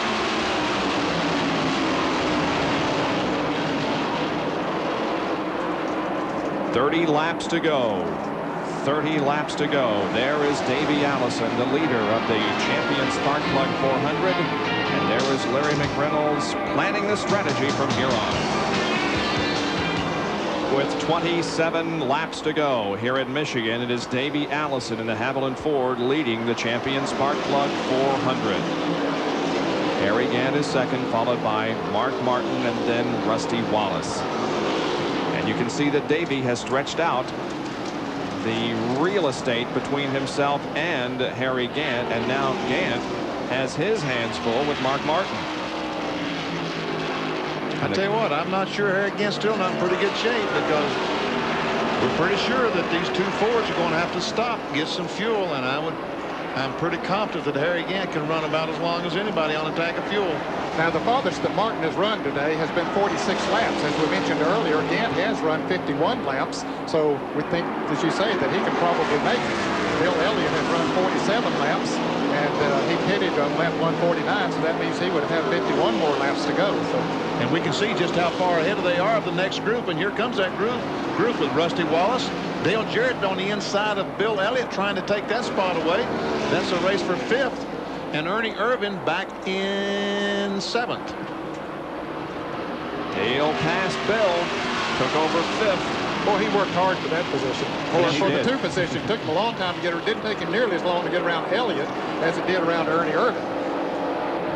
Now Mark Martin continues his pursuit of Harry Gant, and he almost hit the wall up in 4th. Here it is. He's coming off the corner and goes up, and you're right, Bob. Almost. I believe he brushed it.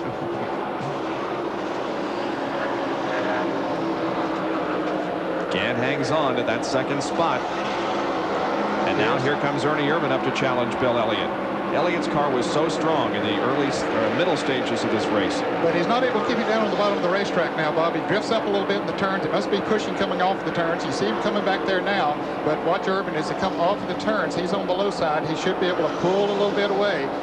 Although that's a tough place there to come off as they get close together. He gains more only coming off of turn 2. And many of these turns are distinctively different from 1 and 2 and 3 and 4. Oh, I tell you, this is an easy corner. Going down in turn 1 where Bill Elliott and Ernie Irvin is going down, this is an easy corner. That 3rd corner is a very, very tough corner. And you know, John Kernan talked about it at the very top of the show that the cars are back on bias ply tires and how they got to keep measuring and checking and what have you. It looks like that Elliott's car might have lost the handle. The tire size went away just a little bit as he went out there. Oh, here's the race for 2nd place between Mark Martin and Harry Gant. I thought maybe Martin would hang back behind Harry and draft him trying to save fuel, but no way. No way, Jose. Here comes Mark. He makes the pass on Harry. Martin in the Folgers Ford is now 2nd. Gant is 3rd. And Jerry Punch is with Steve Meal, crew chief on this Folgers Ford. Well, guys, we know Harry Gant can make it on fuel. At least they think he can make it. They're not sure about Davey Allison. Let's check in on Mark Martin. Steve, can you make it all the way on fuel? I don't know. We kind of want to run with Harry here for a little bit. Either us in front or Harry in front, try to save some fuel. The farthest we've gone all day is 48 laps. We're sure we can go 48. It'll be like 49 or 50 from the time they drew the green. We haven't used all the fuel all day. Maybe now's the time to use it. You know, we have not used all every time we have been stretching fuel, we're going to try to stretch fuel and go to the end. I don't have a clue about what David can do, but we're going to try to go to the end. Well, they're going to roll the dice here in the Folgers pit. Gentlemen. All right. I'll tell you what, it's 3 o'clock Eastern time, and if you have even a thought about changing channels and going to something else right now, thinking that this race is over, you better think again, because there is a real fuel question. Here's Alan Kulwicki passing Ernie Irvan at the end of the backstretch. Well, Ernie's car's not working like it was earlier in the race either. And they get awfully close as they come off of turn 4. Ernie battling back up high on the 18 degrees of banking. Bill Elliott right in front of him. That's a race for 7th position. Ernie Irvan takes 7th, and Alan Kulwicki, the pole sitter of this race, drops back to 8th. There's the leader, Davey Allison, and he has a very comfortable lead at the moment. However, the question is, can he go the distance with the amount of fuel he has, and can second place Mark Martin go the distance? We'll be right back. We welcome you back to Michigan International Speedway, where there are 19 laps to go in the Champion Sparkplug 400 Winston Cup race. Davey Allison, car number 28, has the lead of this event. In second position is Mark Martin, and in third, very close behind, is Harry Gant. Jerry has an update on the Mark Martin strategy. It's sort of funny, guys. You know, a minute ago when we were in break, Mark Martin moved over and let Harry Gant go by because he wanted to draft off Gant to save fuel. But then Harry Gant moved over and let Mark Martin go back by because he wanted to draft off Mark Martin to save fuel. So neither one of them want to lead. I mean, they both want to ride in someone's draft to save fuel. So strategy being played out on the racetrack that they ultimately hope will affect the outcome. Jerry, I would think that Harry Gant wants Mark Martin to be in front because they know they can make it on fuel. They don't want to let Mark Martin ride behind them because that would give him an advantage. They want him to use every ounce of fuel that he has to finish this race. Very good point. So the cat and mouse game continues here. They got a good lead on 4th place car of Dale Jarrett, so they don't have to worry about him coming up there and messing with them for at least a while. Mark Martin is 5th in the point standings, and we said something during the opening of the program that you may have said, huh? It's right that Mark Martin, since Charlotte in May, has accumulated the most Winston Cup points. So, is your team coming close to pulling off their first win of 1991? Man, it's really close right now. The whole team is just excited about going to every race. The car's running so good. The chemistry's so good between Steve and Jack and Robin and myself. I tell you, we're ready. And they are ready for the win here this afternoon. Mark Martin has accumulated 1,278 Winston Cup points since Charlotte, and Dale Earnhardt has accumulated 1,222. How about this? No winner, as we indicated at the top of the show, has ever started out of the top 10.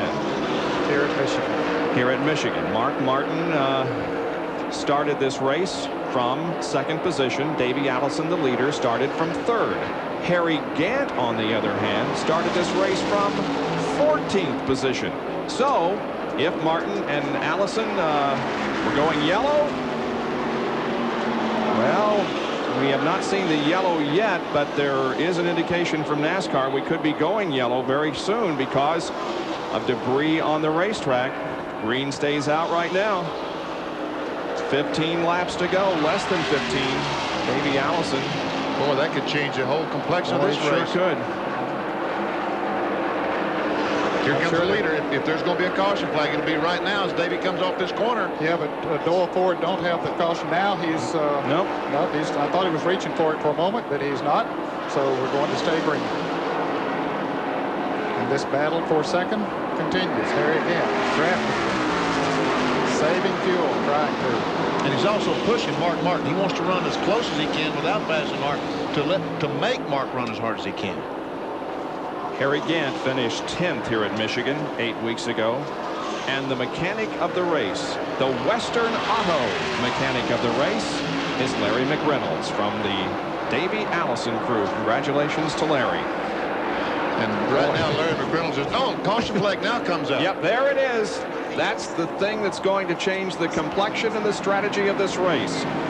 Allison slows it down. So does Martin and Gant as the yellow flag waves here on lap 187 because of debris on the racetrack. 13 laps to go in this race. Now what happens? Okay.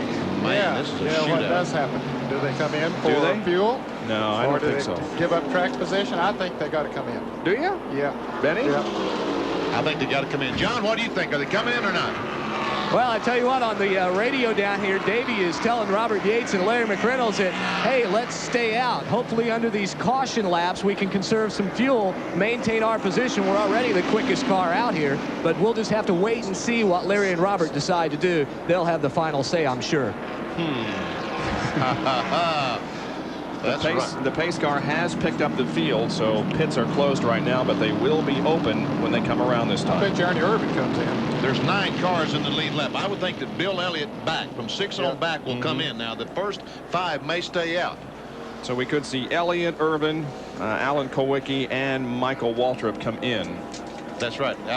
Michael Waltrip is on 7 cylinders. He'll the last car on the definitely lead come in. lap. So there's no reason why he shouldn't. Davey's going to come in and get 4 tires, I bet. Davey is? Yeah, I bet he will. We'll see. A little activity there. We're about ready to answer the question. Will there be... here they come. Everyone comes in. No question that everyone is coming in to get some fresh tires and make sure they have enough fuel to go the distance. And now the shoot-up is set out. When one does it, everybody else has to then. Jerry Punch is on pit road. And indeed, they come at us at 50 miles per hour. Everyone on the radios telling the drivers 50 miles an hour. Here's Mark on the bottom, Davey Allison on top of your screen. We'll watch both these crews go to work. 4 tires for Davey Allison and the Haviland Ford. Why they're going to get right side tires only for Mark Martin. They put 1 can of fuel, 1 can only.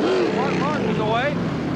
And Davey Allison is off to Jackson. He is away. And these cars will make their way back to turn 1. They're putting 4 tires on Rusty Wallace's car and 4 tires on the Harry Gant machine. Here's Gant coming out. Here's Rusty Wallace moving down pit road. Ernie Irvan, Alan Kulwicki, and Bill Elliott as they all head back to turn 1. Now it comes down to what it should come down to, and that is who has the better car rather than who has the fuel mileage. Well, Dale Jarrett only put fuel in, didn't he, Dan? Yeah, they only took, the Wood brothers opted to just put fuel in the Citgo Ford, so he was the first driver out. Now, it'll be interesting to see how that strategy works out. Caution is still out. Will be for at least another lap and a half. We're 12 laps away from the end of this race, and we'll be back after this. Let's go to John Kernan, who has a report on Dale Jarrett's car.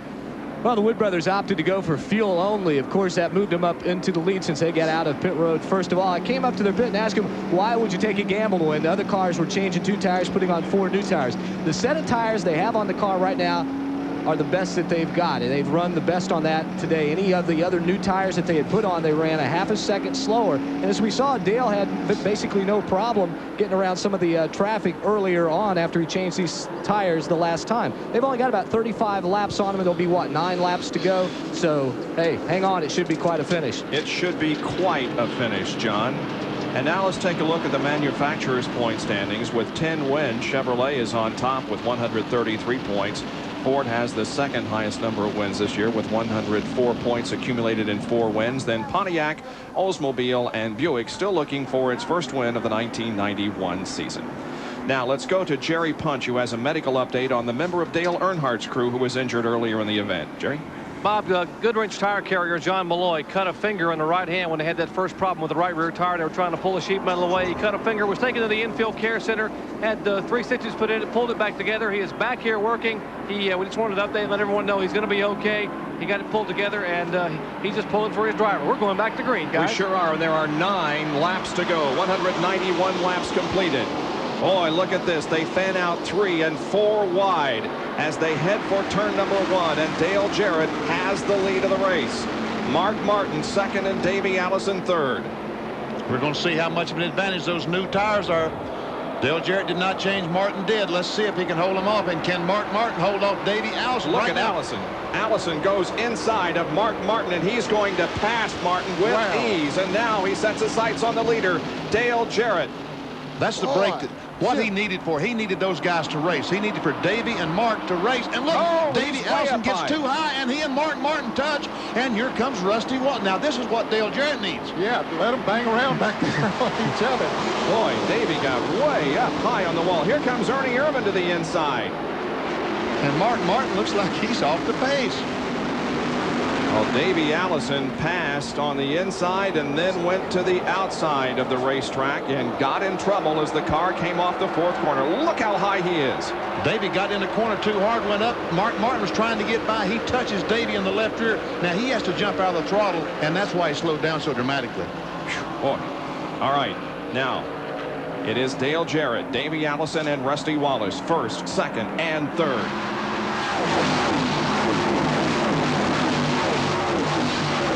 Boy, they're running flat out now.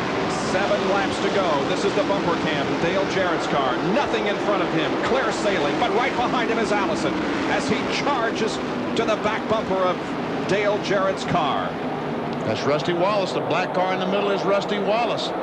And Dale Jarrett is doing his car, doing a great job on those tires with 30-35 laps, as John Kernan reported.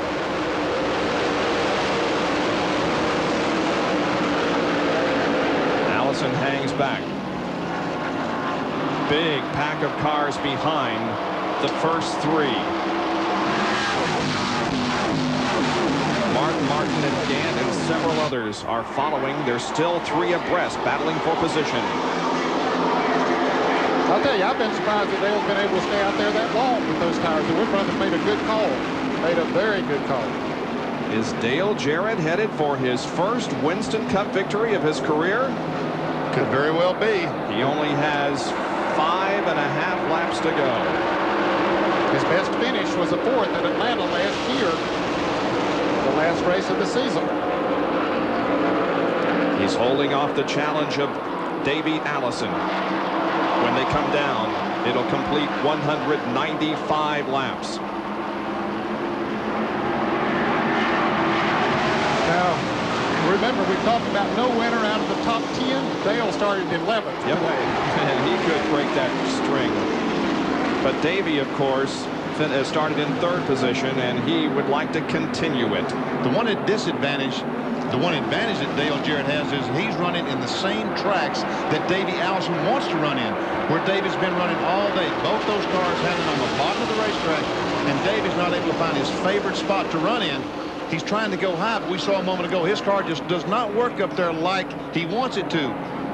Now he gets up there. Dale gives him some room, or does he give him some room? No, he puts her right back out there. I'll tell you one lady that's going crazy down in North Carolina is Kelly Jarrett. She's a very Dale's wife. She's a competitive individual. And I'll tell you what, in the years that I've worked with this guy sitting next to me, Ned, I don't think I've ever seen him quite as antsy as he is right now. The last win, by the way, for the Wood Brothers was in May of 1987 when Kyle Penny drove their car to a victory in the World 600. Now there is Harry Gant and Bill Elliott. That's a race for 5th. Dicing for that 5th position, as behind him Alan Kulwicki and Ernie Irvan are also fighting it out for a spot. The 2-car Rusty Wallace, the only non-Ford product in the top 5. 3 laps to go. Ned, I believe he's going to pull it off. I don't know. I'm holding my breath. I don't know if I'm holding it that long or not. I wanted you to say something, Ned, so you can breathe. We understand that Davey Allison's car has developed a push. Is that right, Jerry? That's exactly right. Davey's got a bad push in the car, and he's having trouble getting the car turned coming off the corners, and Dale Jarrett is taking the inside lane away. Guys, it's going to be a shootout. It sure is. When they come down, there'll only be 2 more laps to go. 4 miles of racing. Allison looks to the outside. He falls in behind Dale Jarrett, and they're still separated by about 3 or 4 car lengths. The Wood Brothers, by the way, are the all-time winners in terms of car owners with 10 victories here at this racetrack. Allison closes in even tighter. It's now down to a car length and a half.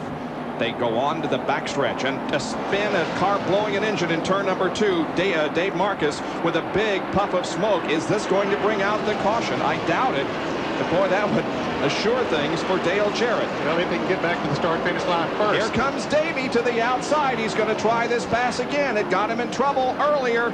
They both slide up the racetrack, and here they come for the white flag. One more lap to go, and Allison has a slight advantage on Jarrett as they head for turn number 1. But remember, Dale's been going well on the inside. Does he have the right line, though, Bob? Davey Allison keeps his car in the middle of the racetrack. Dale Jarrett's car is on the low side. Off the 18 degrees of banking, they go down on 5 degrees of banking, and Dale Jarrett wiggles a little bit as they come out of the second corner. They bump, they touch, they rub, going down the backstretch, side by side, wheel to wheel. Who is it going to be in the Champion Spark Plug 400? Jarrett has the slight advantage as they go into the third and fourth corners. Davey Allison battles back on the outside. It's going to be a photo finish. They touch coming down through the triangle at the line. Who wins it? I believe Jarrett does. Congratulations. Dale Jarrett won it, but it was a photo finish. He didn't win by more than 4 or 5 inches. I tell you, fellas, when he wins his first one, I want him to do it that way, racing for it. And he waves to Davey Allison saying, nice race. Wow. Dale Jarrett, his first Winston Cup victory. All right, here they come off of turn 4. Allison on the outside, Jarrett on the inside. Both of them with the pedal to the metal. They touch coming off of the turn. Did that slow Jarrett down too much? No, he gets a bite down on the inside and barely gets to the start and finish line first. Glad he did it again. Well, it's just another race. You was afraid he was going to lose it on the replay, right? Yeah, I suppose so. Wow, what a finish. Oh, boy. Let's get out of John Kernan. He's with Eddie Wood. I tell you, he doesn't look it now, but Eddie, just a minute ago, you were about 10 feet off the ground. It's been a while, about 4 years. It's been a long time coming. I'd just like to say thanks to Larry Britton and the people at Citgo. They stuck with us through all the stuff we've been through. Up and down, it didn't matter. Ford stayed with us. We got a decent car here today. We had a good body on it. Chrome Hauser out of Charlotte did the body. Everything just went good, and I know you're watching, Larry. You know, the Wood brothers long had a tradition of a great pit crew, great pit strategy, and that really helped Dale get to the front today on that last pit stop, fuel only. Well, the way it all turned out, the only set of tires we had all day was the very last set, and I asked him on the radio, I said, you're probably the quickest you've ever run since we started to race, you know, let's just stick with it. He said, that's fine with me, whatever you want to do, because we was already going to gamble on the fuel. So we was gambling on that too, but, you know, you roll them, sometimes they come up 7. So. Hey, let's go to Atlantic City. Go on down to Victory Lane, Eddie. Dale Jarrett wins the Champion Spark Plug 400 and picks up his first Winston Cup win. Here's his reaction as he crossed the line, looking to the right to Davey. He says, I've got this thing. All right. And there is Happy Papa. And again, Ned, from all of us here in the broadcast booth, and I know everybody down in the truck, and a lot of well-wishers around the world, really, congratulating you and your son, Dale Jarrett, on a fine, fine victory here this afternoon. Well, I tell you, I didn't have anything to do with it unless pulling helps. But he drove a great race, and they gave him a great race car and made a good call there at the end. The Wood brothers didn't win all of those races. They won by just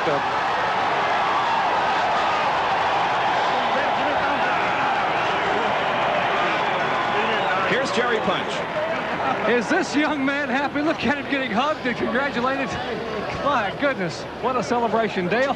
Congratulations as all the crew comes in. Congratulations on a tremendous effort. Well, thank you. First of all, let me say, Kelly, I love you. I'm sorry you couldn't be here for the first one, but Dad, I'm glad you got to see it here. But next thing, these Wood brothers are something else, aren't they?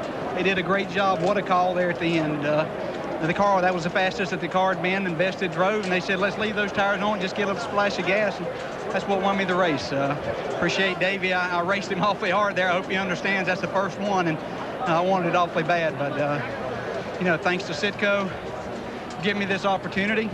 Ford, I certainly appreciate everything they've done for me. And these guys are just great. young man so emotional he can hardly talk. And Dale, the last couple of laps, there was some bumping out there. And tell us about your thoughts coming off turn 4 on that last lap. You can see the checkered flag getting ready to wave, and he had you by half a car length. Yeah, he did. He got off the corner there. I thought maybe that I could run him out of racing room up there, but as good a driver as Davey is, he just held his own there. I tell you, this engine in this Ford here really ran good, and I'm just as happy as I can be right now. Somebody I've got to thank that helped me along the way a lot. 2 people, John Irvin, the crew chief on my other car that brought me up, and Horace Eisenhower that owns the Busch Grand National car. That if it wasn't for him and my dad, probably wouldn't be here. But thanks to everybody back in Hickory. We'll have a big party when we get there. I guarantee you there'll be party in North Carolina tonight. Dale Jarrett gets a big hug from Len Wood, Eddie Wood. The Wood brothers have made the call, and the young man has gone to victory lane for the first time. He is the first-time winner of 1991, and he is the first driver ever to win a race here at Michigan out of the top 10. He started in 11th. Congratulations to Dale Jarrett. Well, welcome back to Michigan with Davey Allison. And Davey, that had to be probably one of the greatest finishes ever. Well, I'll tell you, John, I got to congratulate Dale Jarrett for the great race he drove.